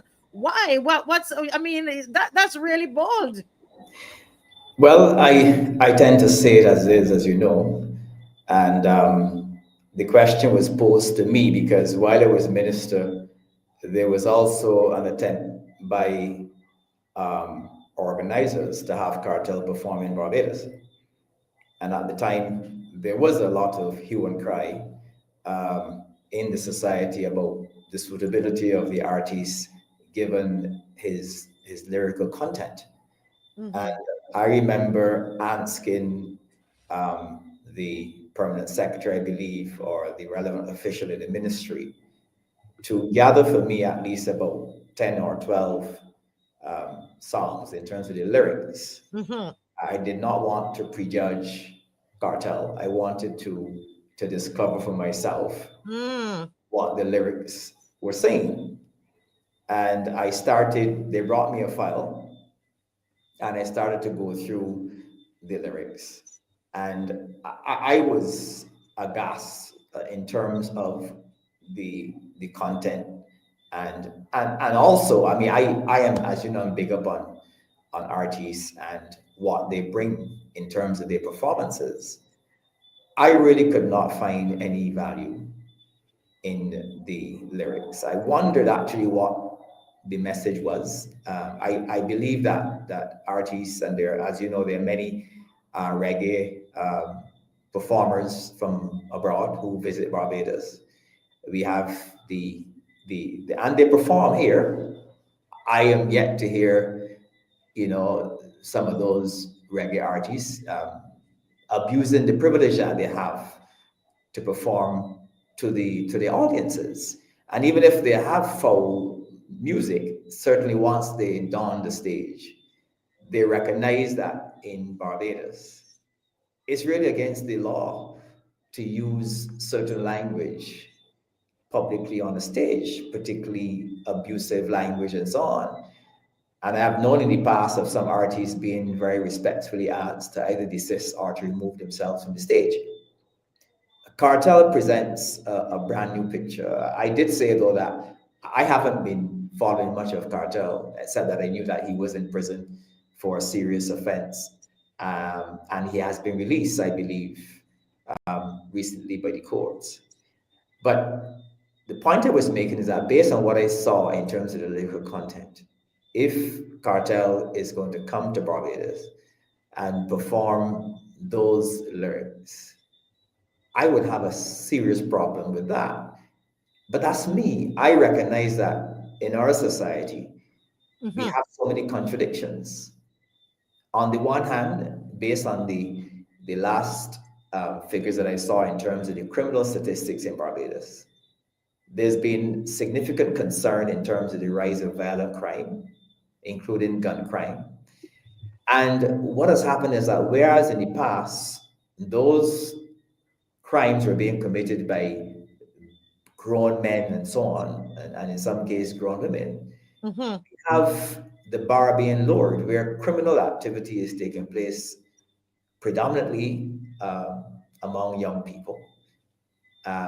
they're also the victims of crime in Barbados. So we're seeing a drastic surge in crime. But the concern is that a lot of that crime is among vulnerable young people. If we are saying on the one hand that that is an issue, then we should be concerned about whatever is going through their ears and what they're being allowed to see. Now, to a large extent, I must say to you that governments cannot control, what happens within households in terms of access to the vast, internet, where it is left to parents to exercise parental control. But we've seen a lot of that going through the LOs. So where the ability to manage young people in a way as to also determine what they hear and what they see has fast becoming a thing of the past. And we're getting now a whole new societal shift. So perhaps what I said may be laughed at by some people, because it is now known that in the public domain, people will abuse and use the offensive language as though it's now part of the new lingo. But my position remains the same. I make no apologies at all about my position in relation to Vibe Cartel. Vibe Cartel is an artist that has to signal that they have reformed themselves, that he has reformed. And I think he has an excellent opportunity. If Vibe Cartel, prior to announcing his arrival in Barbados, were to start looking at some of that lyrical content and saying to young people, I may have sung this song or that song, but I'm telling you, at that time, I was misguided. And I'm Mr. Lashley, you are not saying because I know you're somebody who love music and you love culture. So it's like you are not saying that you shouldn't have this concert. You're saying what is the content? What's going to be the songs that he's going to sing, and what's the message he's bringing to Barbados at this crucial time where our crime statistics are hitting the roof? Is that what you're saying? That's exactly what I'm saying. I would, if Vibe Cartel, and any artist for that matter, because artists such as Vibe Cartel are very influential. They're very influential on the minds of young people. It will be a very powerful message for people like Vibe Cartel to denounce guns, the use of guns, the use of illegal weapons, denounce, the sex trade and those people who take advantage of young girls and sell them into slavery and so on as sex slaves. Denounce the use of vulgarity, come out in defense of what our teachers are doing in our primary schools and secondary schools. They face a mammoth task, being not only professional teachers, but having to be parents for children in schools and trying to change their mindset. So if we have artists like Vibe Cartel who are prepared, as they say, to wheel and come again, and say to young people, this is what you should be doing. These are the wholesome activities that I am saying, because we've had in Barbados persons who have committed serious crime, who have served time in prison, and who have come out of prison and they've said, look, yes, I admit I did something wrong in my youth, but I want to spend the rest of my years talking to young people in the schools, wherever they're at, to help them to get past those dangerous periods in their lives where they might be prone to commit crime. We need more of those people, and we need more artists. I am 100% in favor of artists who are going to be role models for our young people. But Nikki is saying, because I like what you're saying, You're not saying that the show, you don't want the show to happen. So please, that's not what he's saying. What he's saying is, can you imagine if Vibes Cartel will come with a different message and to support the message that's happening in the schools and in the homes, and to push basically against all of this gun violence and all of this. Can you imagine if that's what if he could come? So Nikki is saying that the show has huge sponsors. This has a money-making event. She said it has to go on. If I were the minister with responsibility for crime prevention, and I must say that I totally agree with many of the objectives of the peace program, because every effort must be commended. Mm-hmm. I'm not going to be one who sit on the fence, and because I am on the other side, criticize programs for purposes of criticizing them. Mm-hmm. But I certainly, if I was in that position, and I was observing that there is a promoter who wishes to have somebody like Vibe Cartel come to Barbados, I would want to reach out to Vibe Cartel to embrace that peace program. What that peace program is seeking to do in Barbados, the objectives is directly opposite to what Vibe Cartel has been singing about. And I picked up a small bit of what you were saying earlier, because if Vibe Cartel had reformed, certainly the last performance, as you have reported in Jamaica, would have sent a signal across the Caribbean. Correct. That look, Vibe Cartel has a message. It reminds me of the impact of people like Bob Marley. Mm-hmm. Positive vibes of Bob Marley. I remember being at school at the time and we were so infatuated by Bob Marley. And I remember a teacher saying to us, but Bob Marley smokes marijuana. He smokes the spliff, which of course was the negative angle of Bob Marley. Mm-hmm. But if you examine many of Bob Marley's songs and the content of those songs, it gives you an idea of the mentality of the artists. Artists have a tremendous amount of responsibility. I am yet to see that responsibility coming from Vibe Cartel, especially in this day and age when so many of our moral values are on the siege. And I'm saying they're on the siege because there are many people who are not prepared to defend those moral values.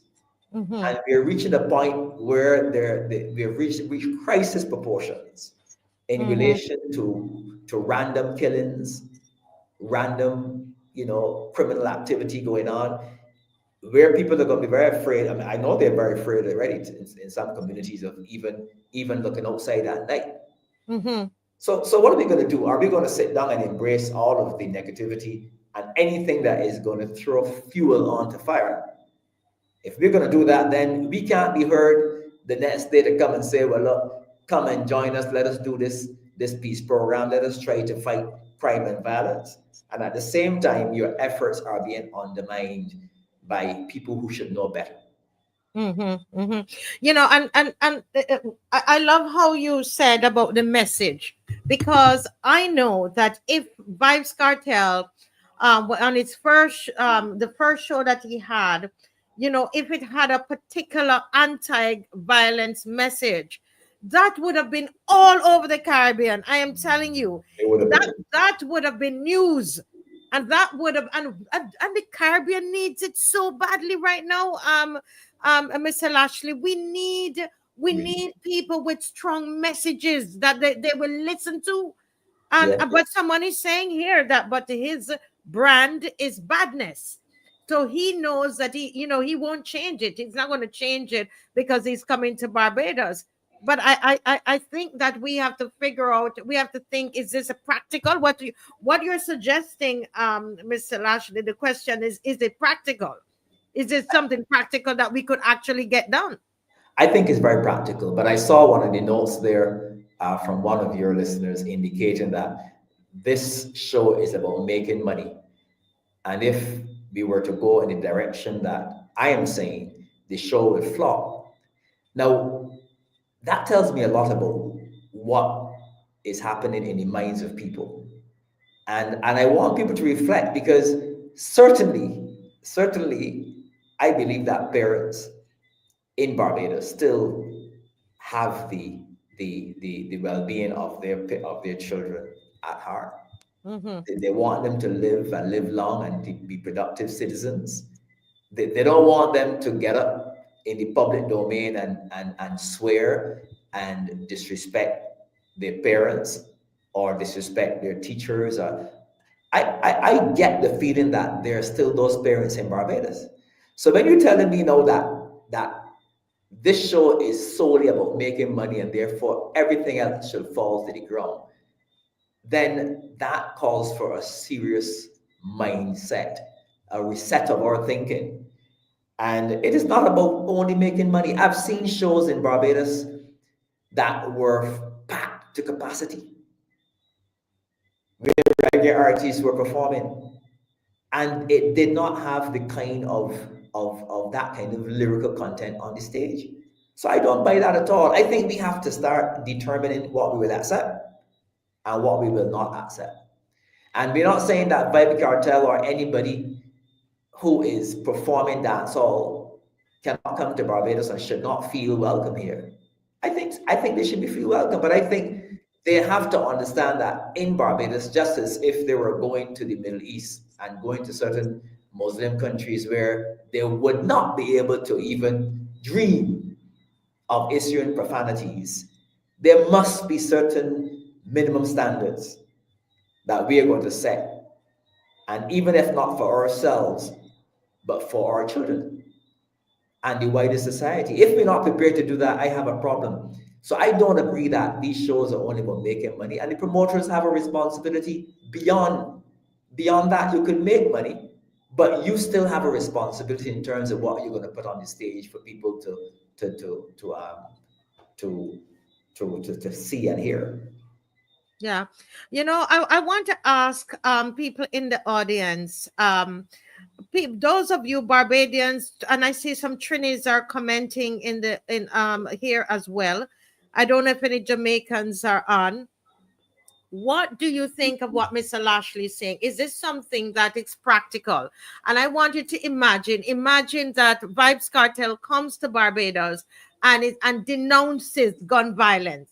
I want you to think about that possibility and the impact that could possibly have on Barbados. Or do you think there be any impact at all, positively or negatively?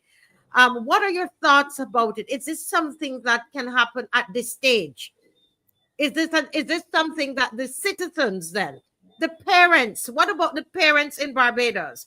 Is it something that the parents in Barbados could be lobbying for at this time? It's February. It's only the 2nd of February.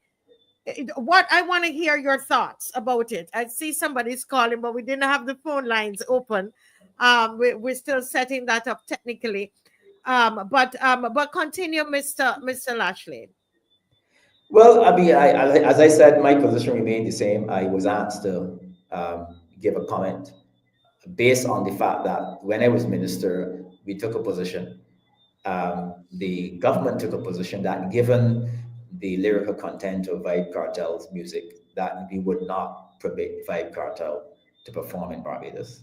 And I thought then, and I believe now, that that was a very wise position to take. At the time, of course, we were building the national youth policy.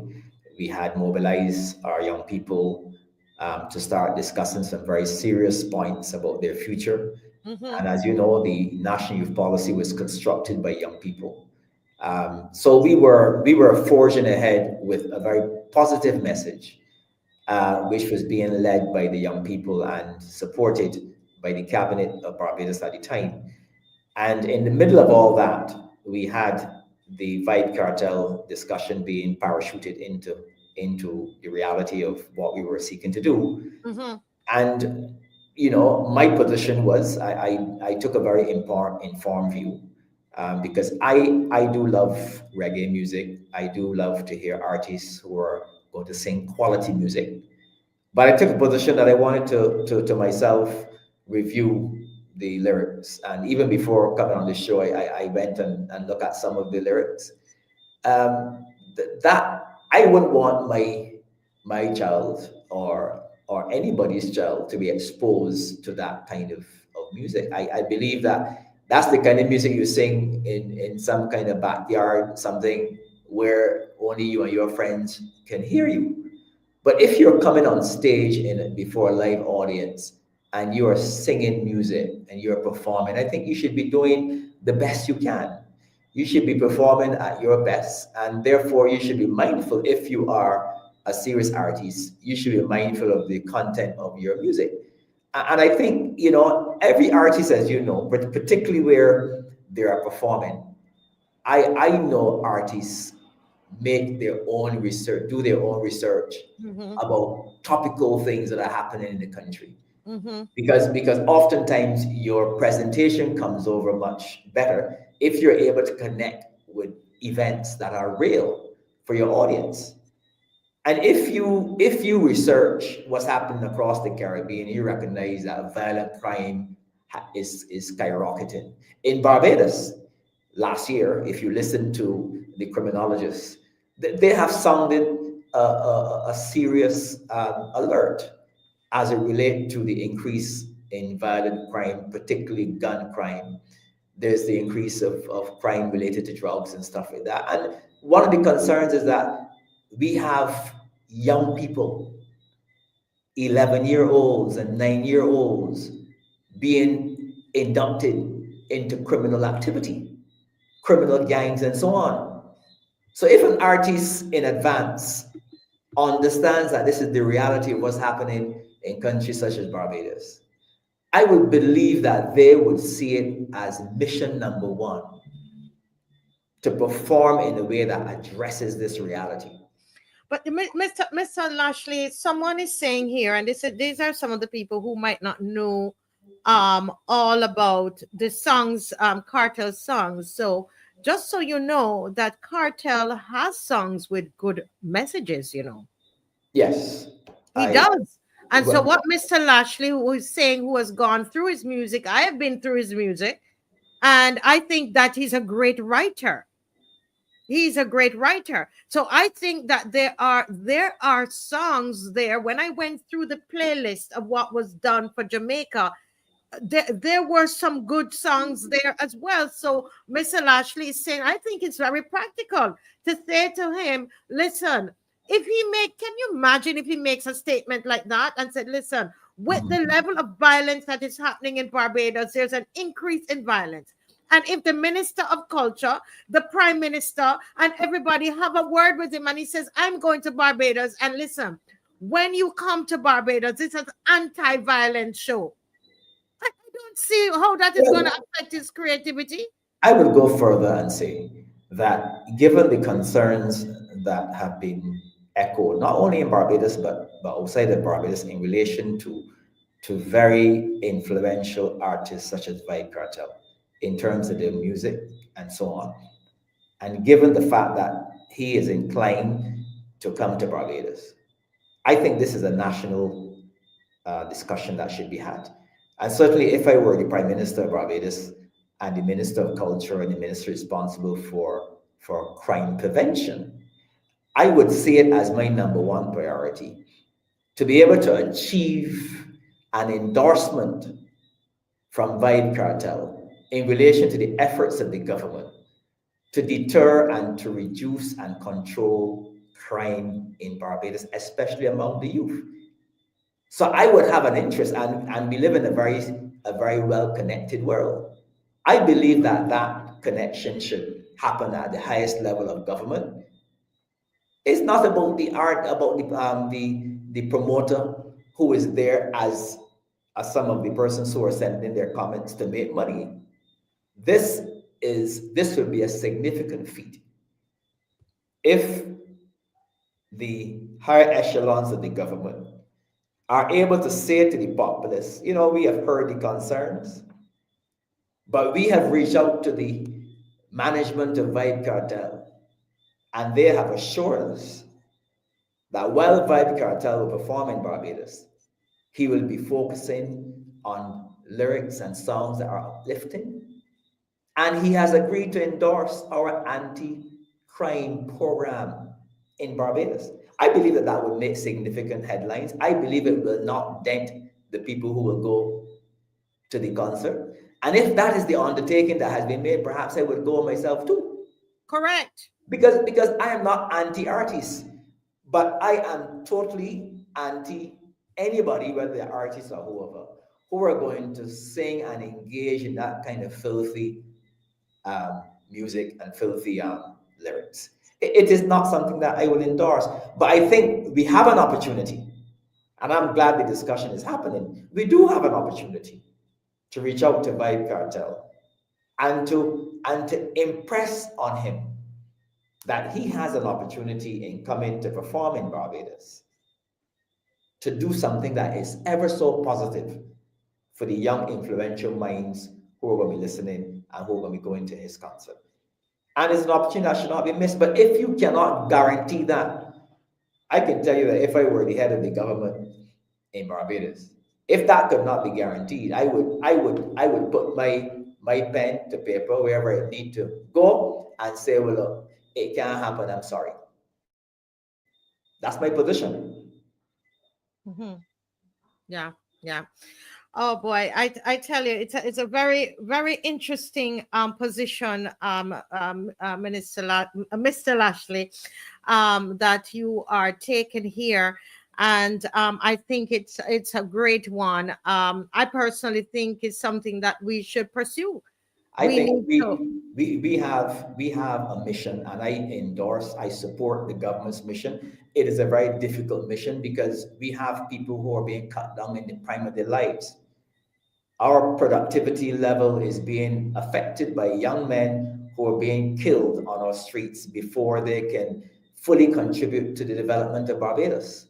We have families that are mourning the loss of their children. We have parents who are concerned about bullets flying through their bedrooms at night. So I fully endorse any effort by the government of Barbados to incorporate anybody who is going to promote and enhance efforts to reduce and stem the tide of crime in Barbados.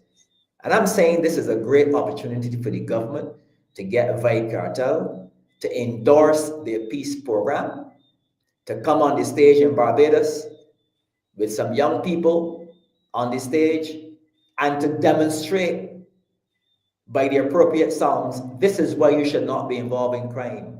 Go to school and listen to your teachers. Listen to your parents. Understand that you have your life ahead of you. And even although I would have sung some songs that, have created issues, this is where I stand today. Because things have changed, and therefore I have to change with those things. I am singing positive lyrics for the people of Barbados. That is a national discussion that should be had. That needs to have, and we're gonna take you up on this some more, Minister Lashley. This is our part one, okay? This is our part one in this series here. I'm gonna have some discussion with you, and we need to see this through as somebody born in Jamaica. And I know as an artist as well, I've done films, that people thought that they were too violent, etc.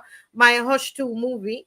And one of the things that we did, we made sure that we had sessions with the young people. We brought my movies, Yes, Minister Lashley, and I went the extra step as an artist, because you want to help society as well as you want to entertain.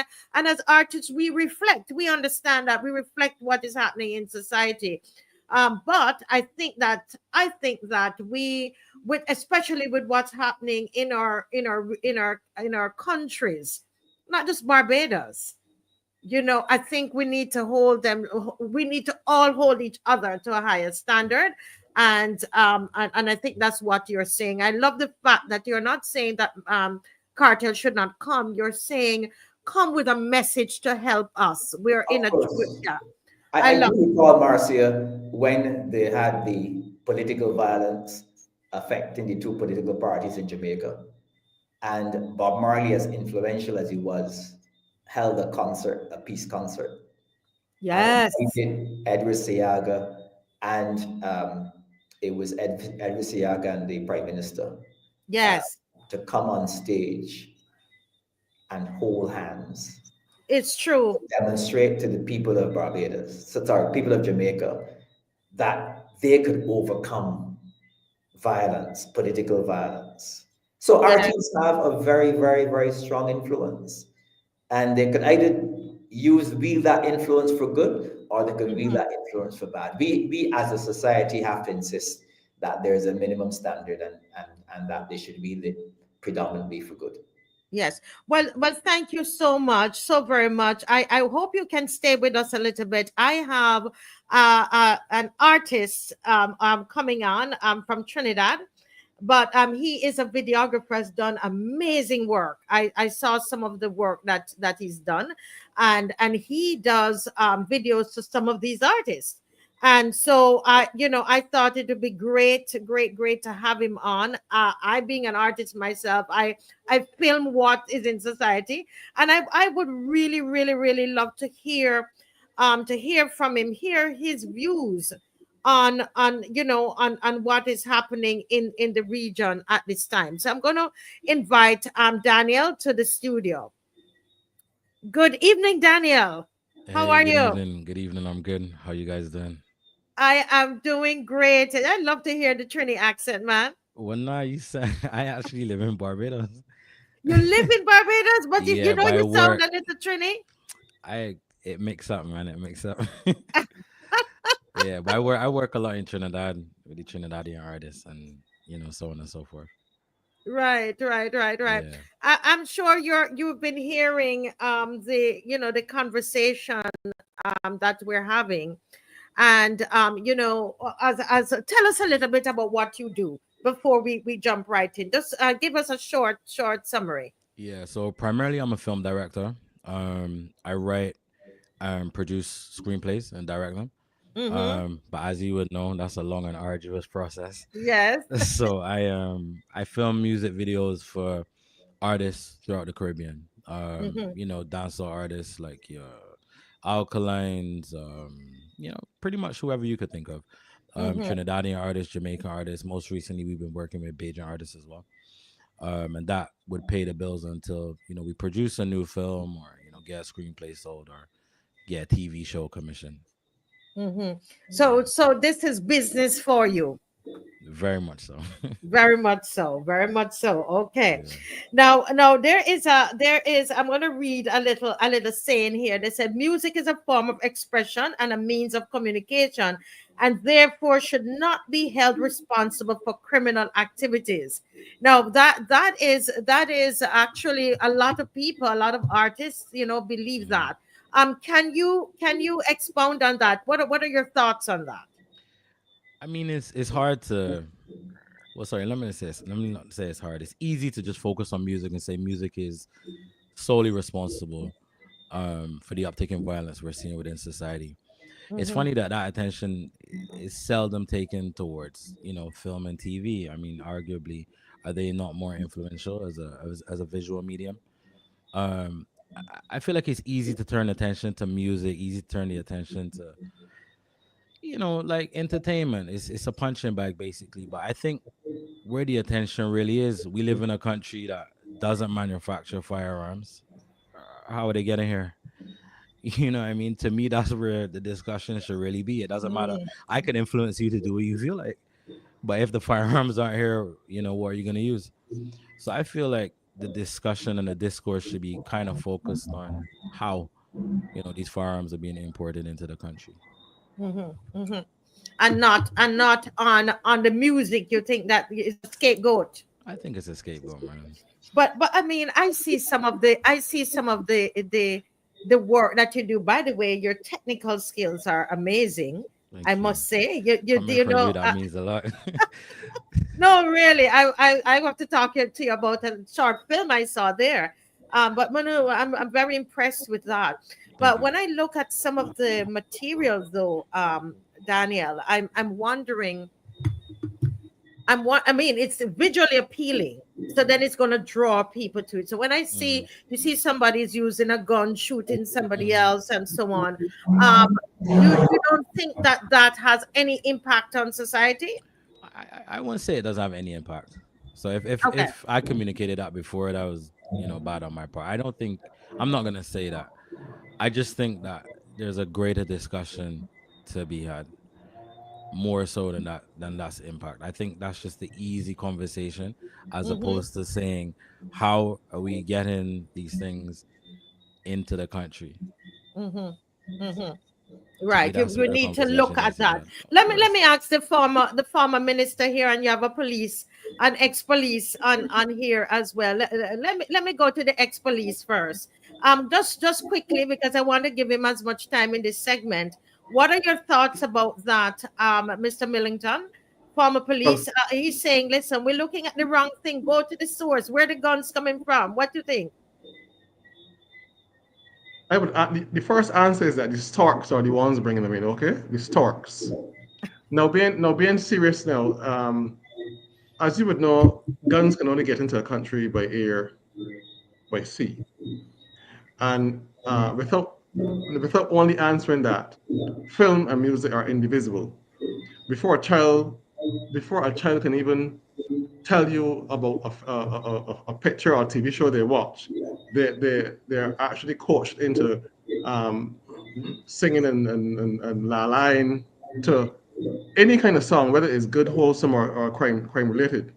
And getting back to this thing of where the guns coming from, Barbados, just like Trinidad and Jamaica, has to start to address the realities of um, bad apples that are actually in departments that hold law enforcement and national security um, accountable. And until we start to, as a tripartite set of countries in the Caribbean, between Barbados, Trinidad, and Jamaica, until we start to address including the fisheries division as well, because I mean, I don't have to go into much detail about that, because it's not only necessarily the officers that deal with law enforcement, but as well as the fisheries.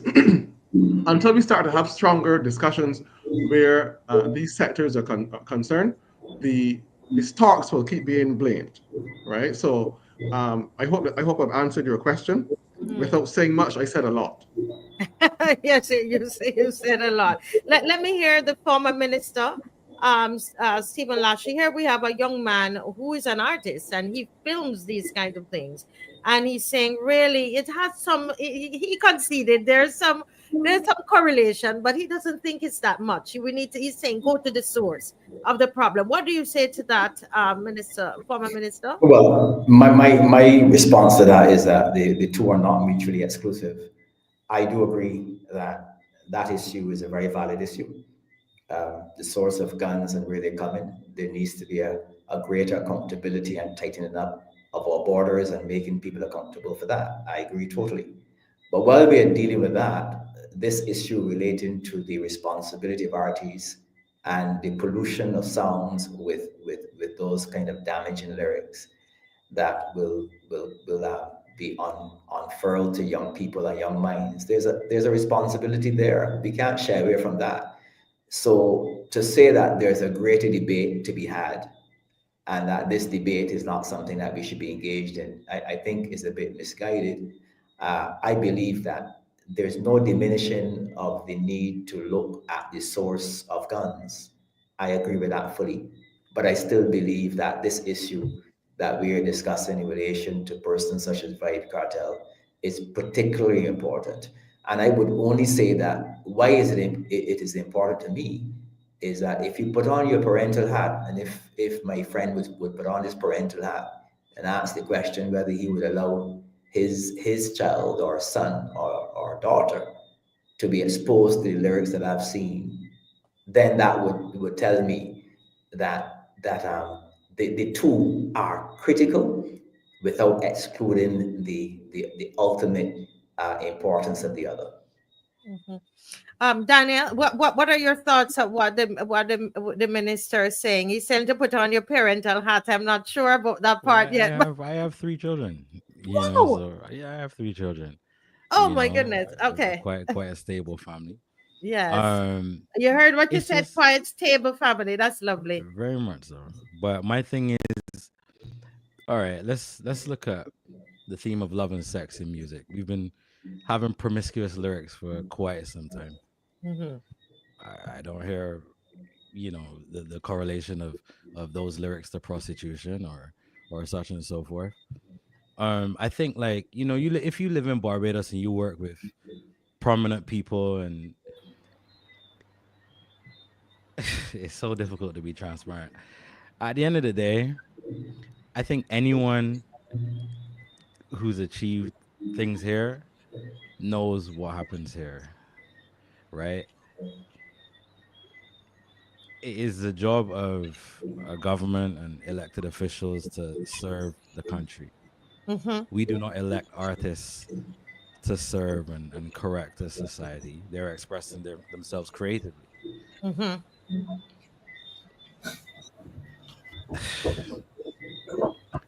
I understand. Don't increment. Don't say what you don't want to say. Well. I mean, on that point though, Daniel, is what Mr. Lashley saying that, I mean, people gotta eat. At the end of the day, artists gonna make the music, etc. But Mr. Lashley is proposing that, for example, the Vibes Cartel show. Hmm. And those tickets are so high. There no Barbadian artist actually could ever commend those kinds of, nobody's coming to see nobody at Hmm. $16,000 and all Yeah, of it's that. expensive. That alone, I think it's wrong. But anyway, he's coming and people are going to fork out that money and they're going to go. And so Mr. Lashley is saying, if he's coming here to make all of that money, Mr. Lashley, can you tell Daniel what you are proposing? You No, do it. I'm saying that, we are faced with such of a huge issue, and I agree with Daniel that the issue in relation to preventing the access to guns, particularly through our borders, I think the point he's saying is that, that is something that has to be plugged. And there are leakages. In other words, there are persons who are not doing what they're supposed to do to seriously address that problem. And because it is happening, suggests to me that there is something to be looked at there. And I agree with that. I also agree, though, that the issue relating to the increase in violent crime is a real issue. And the fact that, based on the statistics, there's a huge amount of activity taking place in among young people between the ages of some as low as 7, 14, and so on. And I'm saying that if Vibe Cartel is coming to Barbados at a time when there's a heightened concern in terms of violent crime, particularly among our young people, it will be fantastic. One, if Vibe Cartel does not use his songs to promote the same guns and promote the same violence, but he turns around the issue and endorses Barbados's anti-crime efforts and encourages young people to desist from crime and violence, and even encourage our border officials to tighten the arrangements to prevent the influx of guns, and even encourage the prosecution of anybody who knowingly allow guns to enter Barbados. These are themes that I think would score Vibe Cartel huge marks in terms of not only the art form, but in terms of the social mission.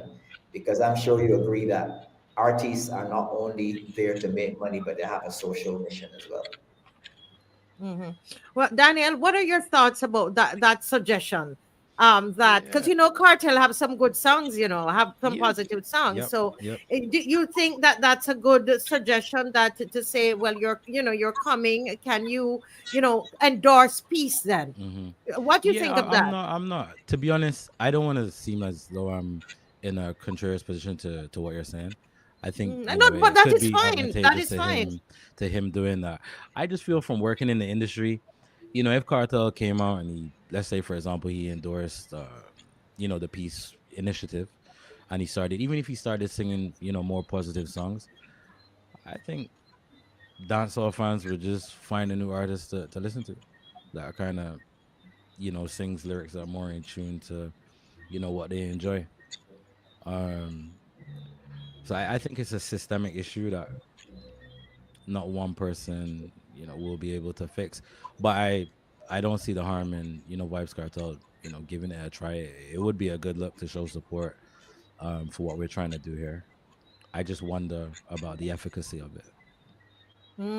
Very interesting. I'm seeing Zico. John is here, and Zico was involved in gang activity. I can say that, Zico, because you are no longer.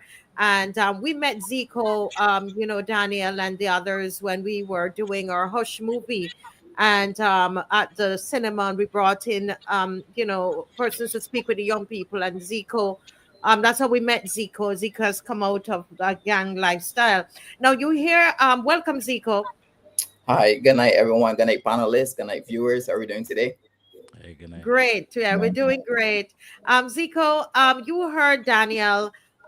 He says he's wondering about the efficacy of what Mr. Lashley is proposing. And he feels that he could do it, but it's not going to do much because the people are demanding this kind of song. It's the people. He says it's a systemic problem. What are your thoughts about that? Yes, I do agree that it's a systemic problem, multifaceted problem. So just saying that the music itself is the issue. I would not say that. I do believe is a contributing factor. Definitely it is. And anytime you look at a country, you can tell the fabric, the cultural fabric by its music within that particular country. And we've been seeing it happen in Trinidad, and especially in Jamaica, and especially those countries where dancehall, which promotes gun violence, we're seeing an uptick in crime where that is concerned. We know that is a contributing factor. Young men looking up to these artists and what they sings in songs and stuff along those lines, and even emulating the gangs from different countries within the Caribbean as well. We're hearing about the sevens and the sixes, which basically originated in Trinidad and stuff like that, and it's spreading throughout the Caribbean. And a few artists have been shot because of it and killed because of it. And it's continuing to spill over even to the other smaller islands within the Caribbean. So me saying that KARTEL shouldn't be able to come to Barbados, and listening to KARTEL recent interviews, he's really diverted his message into positivity and saying that he's learned from his mistakes and he's pushing a different vibe, which is more positivity and less with the gun violence and stuff along those lines. I was listening to a few of his interviews where he been pushing the message of peace and not getting himself involved in stuff like that, which can cause you freedom, which I think is a good thing. And then I listened to his concert, the concert he had in Jamaica. And if you listen to the playlist that he had, it wasn't necessarily violent songs. It was more some were though, because I went through it. Some were. Speak the truth. Yes, some were, but it wasn't predominantly. I can see that he was trying to divert from it. Yeah, he's gonna sing some of his more popular songs. But even in terms of his messaging right now, even the songs that he's recently released, it's not violent songs, I would say. Mm-hmm. For him to come, that means it should be very easy then for what Mr. Lashley's proposing for him. Should be pretty easy then. Yes, one, but two, he's also an artist. Is the onus and responsibilities not on him to come and advocate for peace within the country. I believe it's as an artist and someone comes and hire you to perform, you performing the music that you did, and not necessarily to be an advocate towards peace. I would like that he comes and say, cut out the violence and stuff along those lines, but the onus is definitely not on him. I think the onus is on us, as people within Barbados, to say, you know what, I think a different approach. Yeah. Daniel, I see you wanted to say something there. No, I agree. I agree completely. I was just thinking, as you mentioned, like the 6 and the 7s, I was thinking because, those are like, I work with artists that represent, those gangs, for lack of a better word. And I was thinking if there was no music, like, if we lived in a world where, the artists weren't providing that music, I was thinking, would we still have that type of activity? And I was thinking that we just might, because it's profitable, it's lucrative for them, although it might be short lived. It's very lucrative, actually. You go to Trinidad. Um, I've been in areas that look impoverished. The houses quite small and what's not, and you're seeing supercars, the amount of gold, and not gold plated jewelry, like actual, gold. So it's a lucrative industry for them to be in. So I think we'd probably still face a lot of these problems without, it being represented in the music. Interesting. With that being said, sorry to interrupt. With that being said, it is true, yes, but still, too, we need to understand that we're dealing with a lot of impressionable minds. What young people see on TV and what they hear on the radio, they either try to portray. When you're hearing songs saying that the girls love gunman and the girls want this, really and truly, what you're saying to a young fella is that in order for you to get girls, this is what you gotta do. You understand? And in order for you to seem popular or deem fit to hang with a particular crew, this is what you really got to do. And with songs perpetuating that day and night, children going to school listening with earpods in the ears, day and night, listen to this particular thing. Eventually, when you find yourself in a situation, you're going to release what it is that you were taking in all of that time. And we're seeing it in terms of the aggression and the frustration within our young people. They only bringing out what it's in. And I think music has a big role to play where that is concerned. I believe if people were singing more about, peace and how to resolve conflict and then it's slide about freedom, mostly, I believe that it would have been a big deterrent for a lot of young people. I, for one, was a young man coming up, listening to music. And like I say, it had influenced me so much to say, well, this is how we got to deal with certain issues. Can I respond? Oh, sorry, Marcia, my apologies. Sorry. Yeah. Jump right in, Abraham. Two things quickly. In the film industry, because I heard some person speaking about the juxtaposition of film versus music, but they're indivisible. In the film industry, when you go to the cinema, there are certain genres that you would not allow, that would not be permitted in the cinema. Would there? The same thing goes in the music industry. Music is music until it gets two things. Well, I won't go too deep with this, but the incantation of the musician or the musical elements, as well as the lyrical content. So whatever genre, despite the genre you're talking about, the lyrical content plus, but I won't go too spooky in this, but the spiritual attachment to the music is what makes the music different. You can have a calypso song that is uplifting, and one that is totally vulgar and whatever the case, and lewd and hyperviolent. So, and then there was another thing I was speaking to. Some person was talking about. I'll let you go on. But that's all I was trying to say. And the last thing is that what Barbados right now is, and I would say this boldly, the government and the cultural industry, however, should be ashamed of itself, pushing. Or I should say, encouraging the economics of a thing over the national safety, of the country. Because let's call it a spade for a spade. The economics of a thing now is more important than the severity of it. So let's get twisted with this whole thing. Right. Yeah, well said. But I want to ask, I want, because we're talking about Vybz Kartel, but Mr. Lashley, there's another thing that I've been told, and thanks to Theory and all my younger friends, they've been talking to me about the Trinidad music. So I've been going and listening to it, and what I realize, that it's really dancehall, but it's Trini dancehall. And I can't help, as somebody born in Jamaica, that I don't know if you know that I'm Jamaican born. I'm a jam, that I can't help but wonder if it has affected Trinidad. Because when I listen, Daniel and Zico, when I listen to the lyrics, and then I'm like, my God, this is just like when we were doing it in the 80s, 90s, and seeing what is happening in Trinidad. So I know that, Daniel, you work with some of these artists. Can you describe to us what is Trinidad? Did you ever hear about it, Mr. Lashley? No, I'm hearing it for the first time. I So see that is laughing. Trinidad. This is why Trinidad. I love to talk with young people, and the children too. The children know it too. So tell Yeah. us a little bit about Trinidad. I'm going to Trinidad. be off the screen, but I'm going to be right here. Go ahead, Okay. Daniel. So Trinidad is Trinidad's version of dancehall music, right?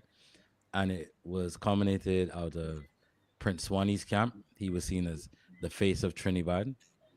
And then you had other artists like K Lion, Jelano for a little bit, other Trinidadian artists forming this movement. And, they formed under this banner, which was Trinidad, right? So it was kind of similar. Like we had a movement down here in Barbados where different Barbadian dancehall artists were becoming prominent at one time as a collective. I don't think we had a name for it though.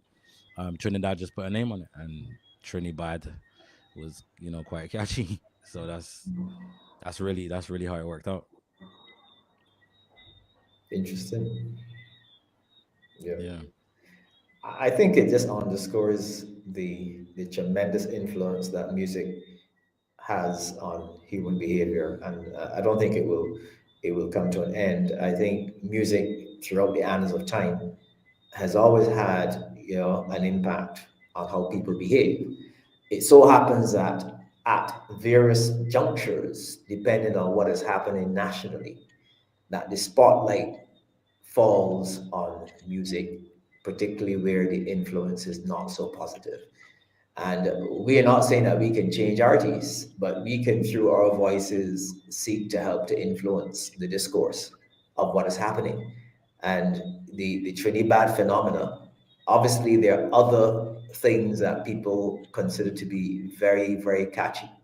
Um, there will come a time, though, and I hope it's not going to be too late, where if the negativity begins to infiltrate and create other problems in our society, that we have to expend even more money to solve, where people are using certain influences to do ill to others and endanger the lives of other citizens. Then the society wakes up and say, well, we need to find a solution. Something is needed to be done here. But I believe that it is very important to parachute into these discussions, into these happenings, and make a case for wholesome activity, make a case for artists who are going to recognize that anything that they do, particularly the most influential ones, will have a following. The question is, are we pushing too far?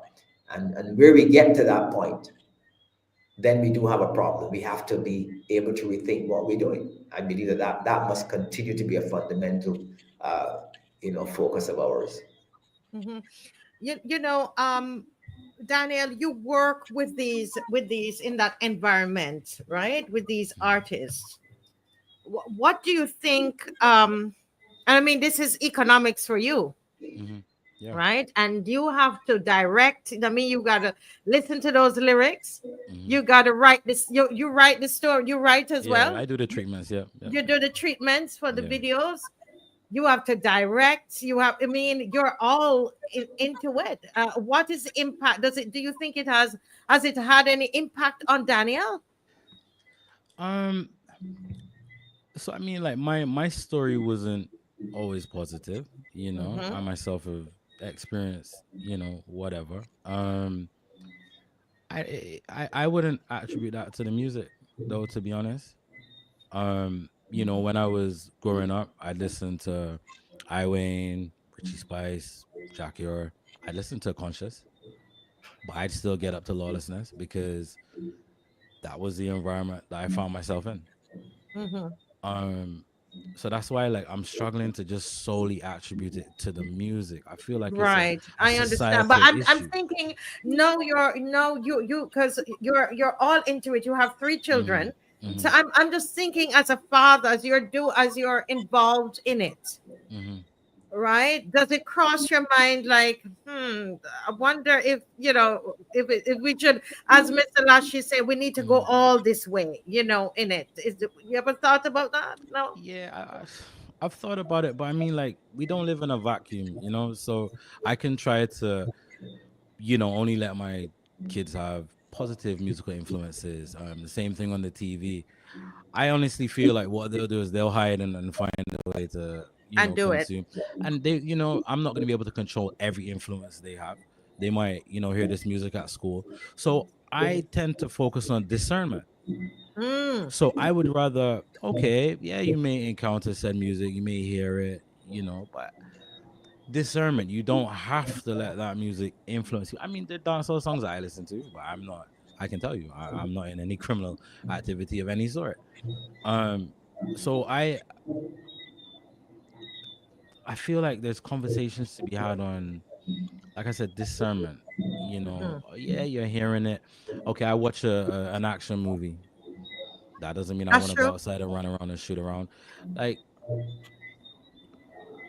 I don't want to downplay what you guys are saying, and I don't want it to come across as though that's what I'm saying. I just feel like music is just easy choice. I feel like that's the easy The conversation easy to be had. conversation piece. So I'm gonna go to Zico, but I wanna also ask you about your choices. So, like for example, when I'm doing a movie, I can make decision on how much blood I want to show, or how much of the gun I want to show, or how do you make those decisions? Do you think about that? Or you're always, is it because sometimes, but it's got to be authentic, where do you, how do you maneuver all of Yeah, that and draw the line, yeah, or is there a line to beautiful. be Draw the drawn? line. Huh? So for me as an artist, where I draw the line personally is in my work, I don't like to hypersexualize or degrade women Mm, specifically. okay. So in my work, you're never gonna really see like women that like, I don't say naked, but they're I'm not gonna hypersexualize them, especially in their wardrobe, right? So Mhm. that's really and truly that's what I focus on. The violence, I don't honest to God, it's not really too much of a concern for me, to be honest. On Mhm. set though, I make sure like I've got licensed props. So Okay. any weapon, you see in any of my productions, they're plastic There, every yeah. single time. I make sure that we use licensed props. I make sure that we communicate with the police. I make sure that, everyone's safe on set. Um, what that means or what it's representing to society, I'll be honest with you, I don't take on that burden. Mhm. I You just see it just as be entertainment authentic and in what you're doing, yeah. and be skilled. And it's Uh, difficult because I gotta pay bills too. So you gotta pay bills, I gotta pay bills and too. that, So right. it's, It it's comes it's down to challenging. economics. Yeah, yeah. Yeah. But yeah, thank you for being honest about that, Daniel. Zico, this thing about the about Trinidad. What do you think that has any impact, or what level of impact do you think that is having on Barbados right now? Yeah, it definitely does. I think anyone that be following the Trinidad scene, we will understand how heavily it's linked to the gang culture within Trinidad, and what caused so many talented artists to lose their life, and many critically injured. And then it also spilled into Barbados due to the fact that, as they say, what they see and what they hear on TV becomes very real to them, and subconsciously they believe that they're part of that lifestyle. And we are seeing people in Barbados repping the sevens and the sixes in Barbados as well. Similar Hmm. to what had happened before with the Bloods and Crips coming into Barbados. Once something is glorified with impressionable minds, eventually they try to emulate, and then we see it continuing to happen within Barbados. There's nothing positive about the Trinidad music when it comes to the sevens and the sixes. It's nothing about unity. It's nothing about camaraderie. nothing about. It's about killing, hating each other, and shooting each other on sight. And we're not saying that music is the sole reason why, crime is happening within Barbados, but it is a factor that we do need to look at, and it's spilling over into Barbados streets for sure. And then we also see the collaboration within our Bajan artists and the Trinidad artists. Recently, really, you have a lot of collaborations happening. They're having some collaboration. One called the artist names, but they're having some collaborations where they also even rapping the same number as well. And what's not, they're rapping the same gangs as well. And us and especially young people within Barbados as well, starting to own it and say, well, this is what I'm rapping to. 6 is this and 6 is that. They start putting it in the tags and the names and stuff along those kind of lines. So when we're seeing stuff like this, we need to understand that music does play a crucial role when we're talking about culture. And culture is very influential when we're dealing with young people and people with impressionable minds as well. So it's definitely playing a big role. I'm seeing it turning into people running for their lives. They got certain human know for a fact there's certain Trinidad artists that cannot return back to Trinidad for various reasons, just the same all through the music, the music, of course. And basically because of music, there's a particular line where it was in a song and it was saying F Prezi and me mean it, and you know what happened in Trinidad. It was a whole brawl from there. People was getting killed every single day. 2 and 3 people getting killed every single day for a particular line within a song. So we understand how potent stuff like that can be. Yeah, can I give a Daniel, real life go example? jump in, Daniel. Yeah, I'll tell you a story that is funny now in hindsight, but it was not funny at the time. So that same song that you're talking about, I played a part. And they're saying that you're a little low, Daniel. Oh, so sorry. I can turn up the volume. Yes, thank you. Right, can you hear me better now? Yes, definitely. Right. So that same song that you're talking about, I had a hand in that production, right? So that song and then other songs that was disrespecting the same, person they were speaking about. So I directed one of those music videos, right? Cool, got paid, whatever, gone home, whatever. One morning, I get a call. I can't say who called, but right, don't say Yeah, I got a call. Hey, is this Daniel? I said, yeah, man. They're like, hey, my name is so and so. They say, do you know me? I said, well, I know of you. They say, well, if you know of me, you know what we do. So I said, well, I'm not sure what, So then, they say, well, look, you just worked with said artist. Can you give me said artist location? Oh my gosh. So I said, I can't, I can't get involved in that. You know what I mean? You're asking me to play a part in something that I'm not involved in. The attention then turns to me. Well, if you don't give up so-and-so, what about you? And then it goes to, well, oh, you make films.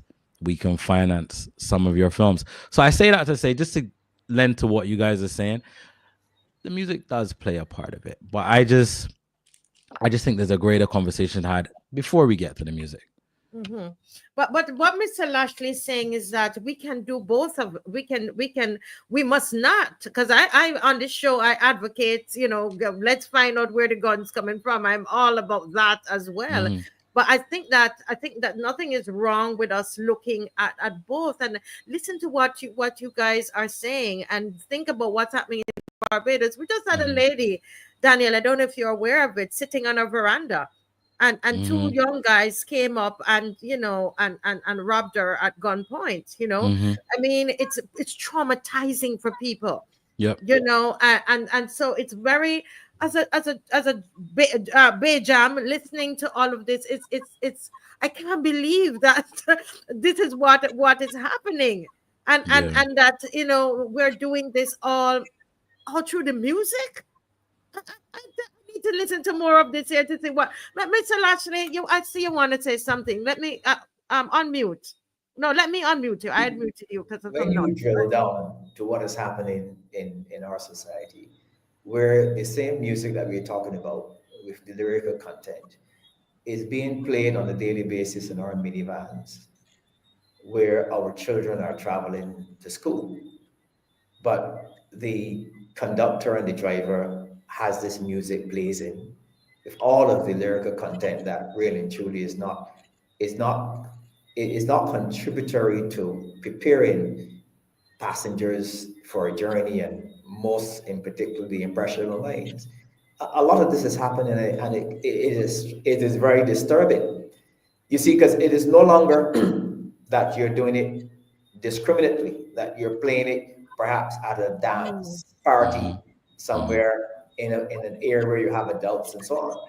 But you're playing it now anywhere, and there's almost like a daring mentality that I can do this wherever I want to, when I want to, and that kind of stuff. And I think when you hear and see that, you begin to ask yourself, well, is this a society that is mature enough, looking out for impressionable minds? You know, when you play that music and you turn it up loud, and you're sending a statement that I can do whatever I want. So the various cultures that are colliding together, you know, and contributing to a certain attitude in the society. My concern, and I know that we're talking about economics and music and so on, I'm not in any way discounting the fact that artists have to make money. But if we get on a trajectory that says that this is going to turn into murder and serious crime and pollution of people's minds to the extent that they don't do anything that's wholesome, then the money is going to be affected, right? The economics is going to be affected, because you're going to have the sacrifice of people, whether you're doing it by people dying or sacrificing persons who are not going to be allowed to contribute holistically to society because they become victims of their own minds. These are concerns, and these are very valid things to be discussed and to grapple with, and to hopefully find solutions that are going to be important in moving us in the right direction. It's unfortunate, Danny, ZICO, and Abram, you know, that a lot of times people, government officials, they go for the low-hanging fruit, and they go for the artists, and they go, you know. But what I think what Mr. Lashley is suggesting, it's looking at it holistically, looking at all the areas of it. I think it's important. But let's I'm still on this music thing here. So does the one in Barbados educate us? The one in Barbados, ZICO, does it have a name? ZICO? Is stuck? Danny, you can answer. The one does it have a name as yet? Or it's not that I'm familiar with, but Bajan dancehall isn't as prominent as the Trini dancehall or the Jamaican dancehall. You got artists, you know, doing their thing.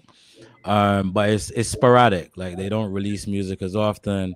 The amount of artists are a lot lower. So even if it had a name, it wouldn't be as influential as, you know, say Trinidad. You know, because for example, a Trinidad artist might command, let's say, about 30,000 US for a performance fee, right? A Barbadian dancehall artist is not getting 30,000 US for a performance fee. No chance. So, you know, that would just show you the difference in influence, you know, because obviously a big artist, you know, draw a crowd, you know, earn more money. So the Barbadian movement is still tiny. I'm told that it's called Bim Hall. I see a message coming up saying it's called Bim Hall. Yeah, I saw that, but I haven't heard it. I haven't heard it. I heard Barbados or something a couple times, but I ain't sure. Lord. Come on now. That's getting corny now. It's getting corny. It's just trying to imitate what's going on in the other Caribbean countries. It's just pure imitation. Yeah. So how is this with the children?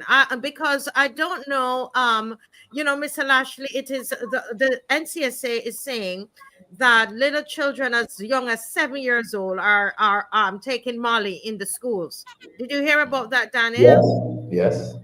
I've heard of that. That's the NCSA. Yes, they came out twice about it, that they're taking pills. And what I'm being told is that they're singing about the pills in the songs. Oh, is that true? Yes. Yeah, that's more Jamaica though. More Jamaica. Tell me about that. Yeah, that's more Jamaica. Yeah, I mean, right now Jamaica, the Molly culture is going crazy. That culture's starting to come over here too. You know, It is here. yeah, yeah, big time. That Molly culture and the cocaine culture down here is quite prominent, but it's expensive. So it's hard to keep up with. But yeah, that's more Jamaica, more so than Trinidad for sure. So what is you're saying that it is the Molly, you know about Molly, Mr. Lashley? I've heard of it. I mean, in listening to They're laughing at us. what is happening and paying attention. Yes, I've heard of these occurrences. But the troubling thing is that there is a market. The market for this kind of stuff is actually expanding.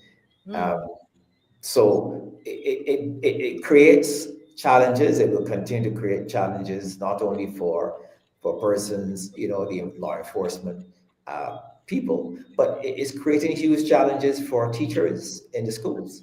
Who are primarily there to teach our kids, but are having challenges trying to teach kids whose minds are being affected by substances and certain practices in their communities.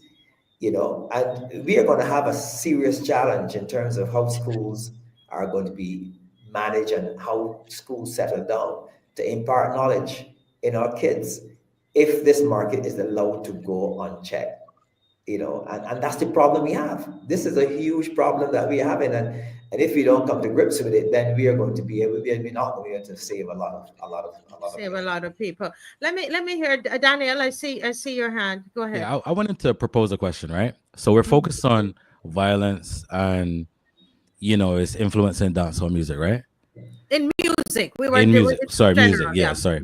How do we feel about the hypersexualization of soca influencing our children to dance in provocative manners? Where's the discourse on that? We've had the discourse. To be honest, can I just say that this is something that I've done petitions, I've done all kinds of things on that. I believe, but because right now we focus on violence tonight in particular, because that is what we're dealing with right now, the drugs and so on. But you are so correct about that. I mean, and we could I see somebody, one of these gentlemen at the bottom here were jumping to say something. Is that Abraham? I'm not sure who it was.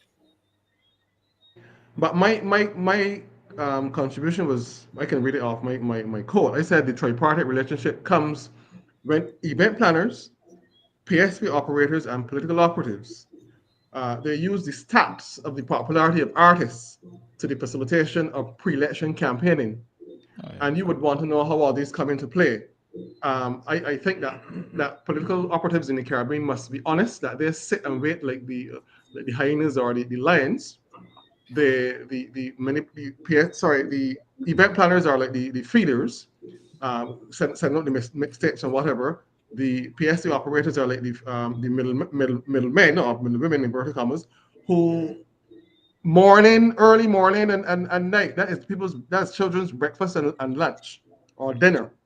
And then there in comes political operatives who know that certain artists are right with organized crime, but because they want the vote and because they want to target and bring and attract and pack out stadiums that they know they can sit back and sit down in the front seat and say, I was here, it was an X and Y show, So it is all about the finance of a thing more than actually the curtailing. And please don't tell me about genres of music. I think I know a little bit. I know a little bit enough. But it is about the messages in this. You can have wholesome dancehall music that people could, as the pages would say, could go down on the eyelids, but it would be wholesome as opposed to hyper-violent or more or less hyper-sex. And let's get real. People can do what they want to do, but when it comes to a national platform to influence children, there are boundaries. Yes. Let me just hear from let's go back to Daniel's. Thank you very much for that point, though, Abraham. But Daniel's question about the hypersexuality of children, of the music and how it's impacting children. Because we see children in a uniform I mean, and just my goodness, what are your thoughts about that? And is there any connection you think with the violent behaviors in school, Zico? Yeah. When it comes to stuff like soccer and even just lewd sexualized music, we know that's an issue for sure. We knew same thing with violence as well, as it's impressionable upon young people. Think this is what we're supposed to do, and they try to imitate it.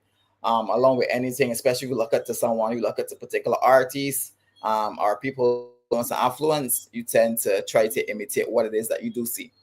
And we see that a lot when it comes to the music and our culture coming on to crop over as well.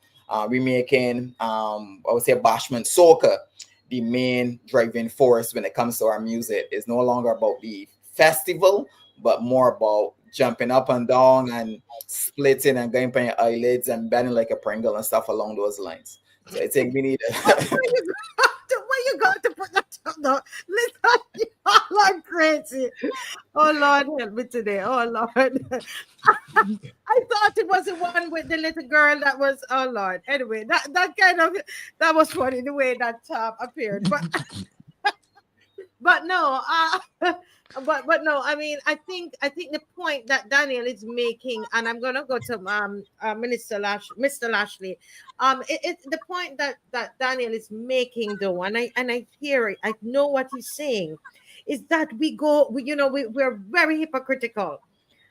Because I've seen big women take little boys and Oh my walking God. up on little Oh tiny my God. 7, 8-year-old boys, and that got me so angry when I came to this country. And the outrage is not there for that as much as it is for these for this for the violence in the music, and one is Exactly. feeding the next. It's all connected because it encourages lewdness and indiscipline and all of that. So I understand what Daniel is getting at. But go ahead, Mr. Lashley. I know you have something to say. Okay, I muted you because there was a noise coming through. Go ahead, sir. Yes, I have certainly been on record speaking to the same issue within the context of crop over. While I was minister and even afterwards, I've always denounced vulgarity and the use of children, for vulgarity in crop over and so on. And that is an issue. I think is an issue that is troubling as well. And I've been on record as addressing it and speaking to it.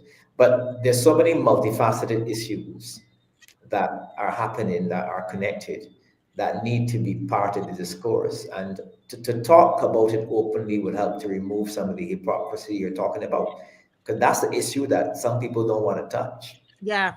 And they don't want to discuss it because they believe that somehow is to be permitted. I don't believe in that. I think there's a minimum standard that people need to respect, and it is going to also ensure that when we come to discussing even issues such as music and the role that music plays, that we assume a stance of consistency in Mm-hmm. terms of dealing with these Hmm. issues. So I think it is all very relevant. Mm-hmm. Mm-hmm. Mm-hmm. Yeah.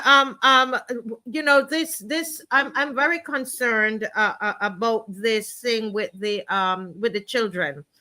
And as we're closing, we only have 3 minutes, and this is something that I know we don't have enough time to talk about what's happening among our primary school, and it's a real thing. When you see the NCSA came out twice last week and this week, it's somebody even in the chat, they don't believe that our children are buying Molly. Well, I don't know where they get it from, but the point Oh. is that they're saying that they have it there, they have it in schools.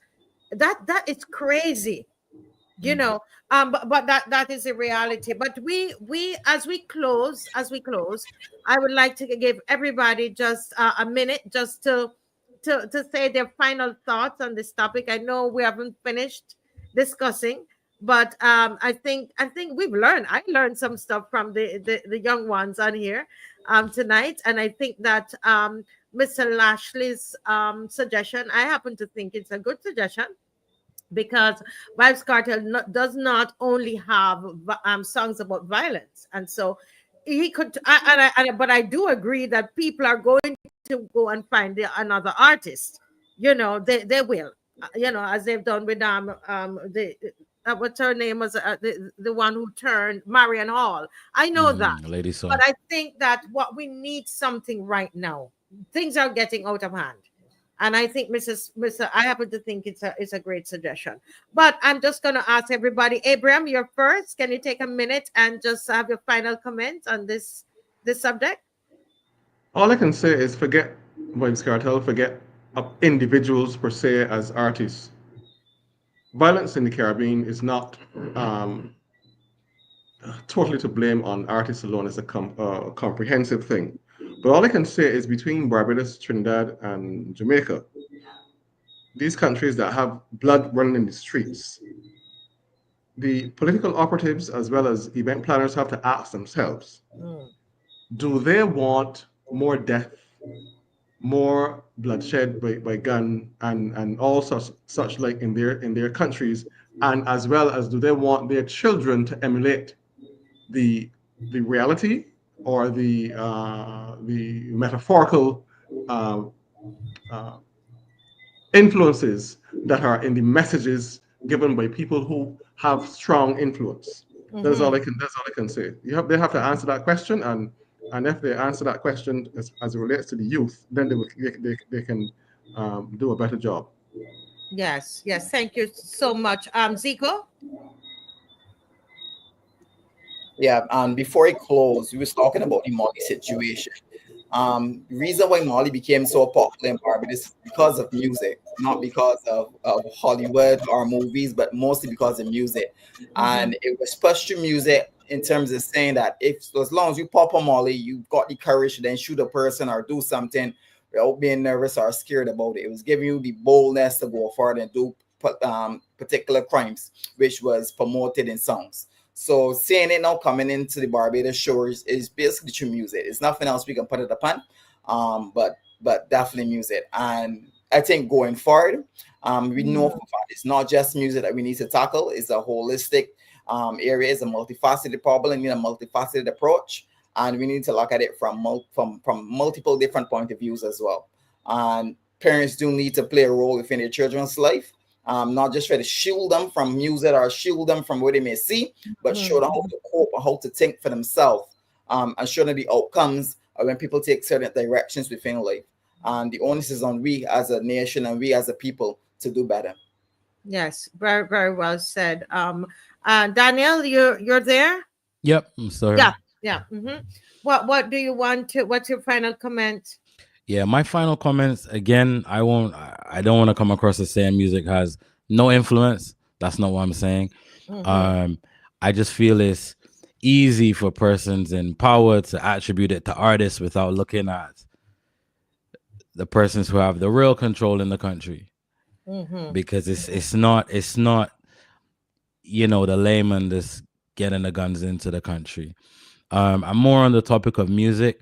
The issue that we spoke about with the soca music and, us encouraging young people to emulate sexual acts, while dancing or expressing themselves. I think that's a very real conversation that needs to be had outside of forums like these, like systemically. I feel it's a cultural problem. I would not want to see my children, walking up and joking out. No, please. I'm against that completely. So if we're going to have a conversation about music and violence, cool, I'm for it. But let's have a conversation about soca too. And let's have a conversation about walking up and Kadooman and yeah, let's have the full conversation. Yeah. Agree. Totally agree. Mr. Lashley, you have the final word tonight, sir. Oops. Okay. Can you start over? You were muted. Go ahead. I agree. There are many conversations that we need to have, and they're all multifaceted. But when we do have issues that parachute into our space that contribute to the wider problem that we have an obligation to sound that out and to deal with that frontally. That doesn't mean that we are shifting all of the other issues that we have to deal with in our society. So the issue in relation to Vibe Cartel and the responsibility that I'm saying that artist has is an issue that we are dealing with now.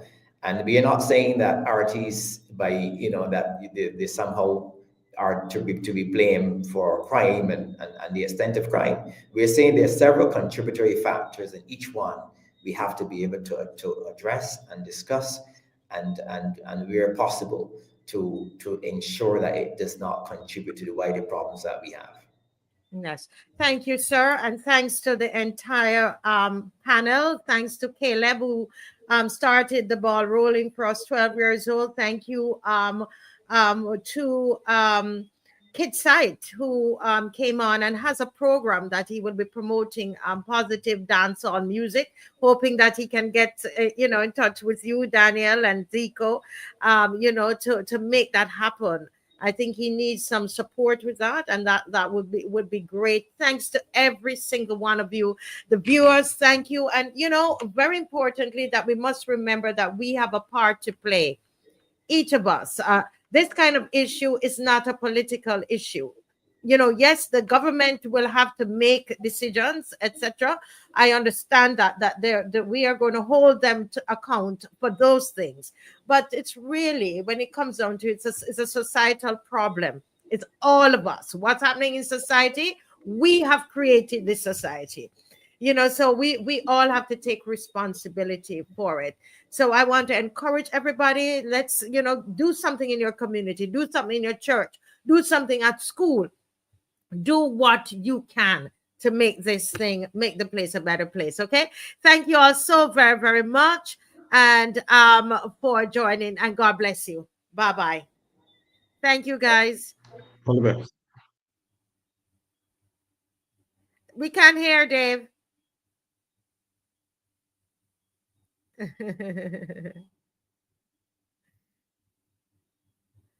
Thank you all so much. God bless.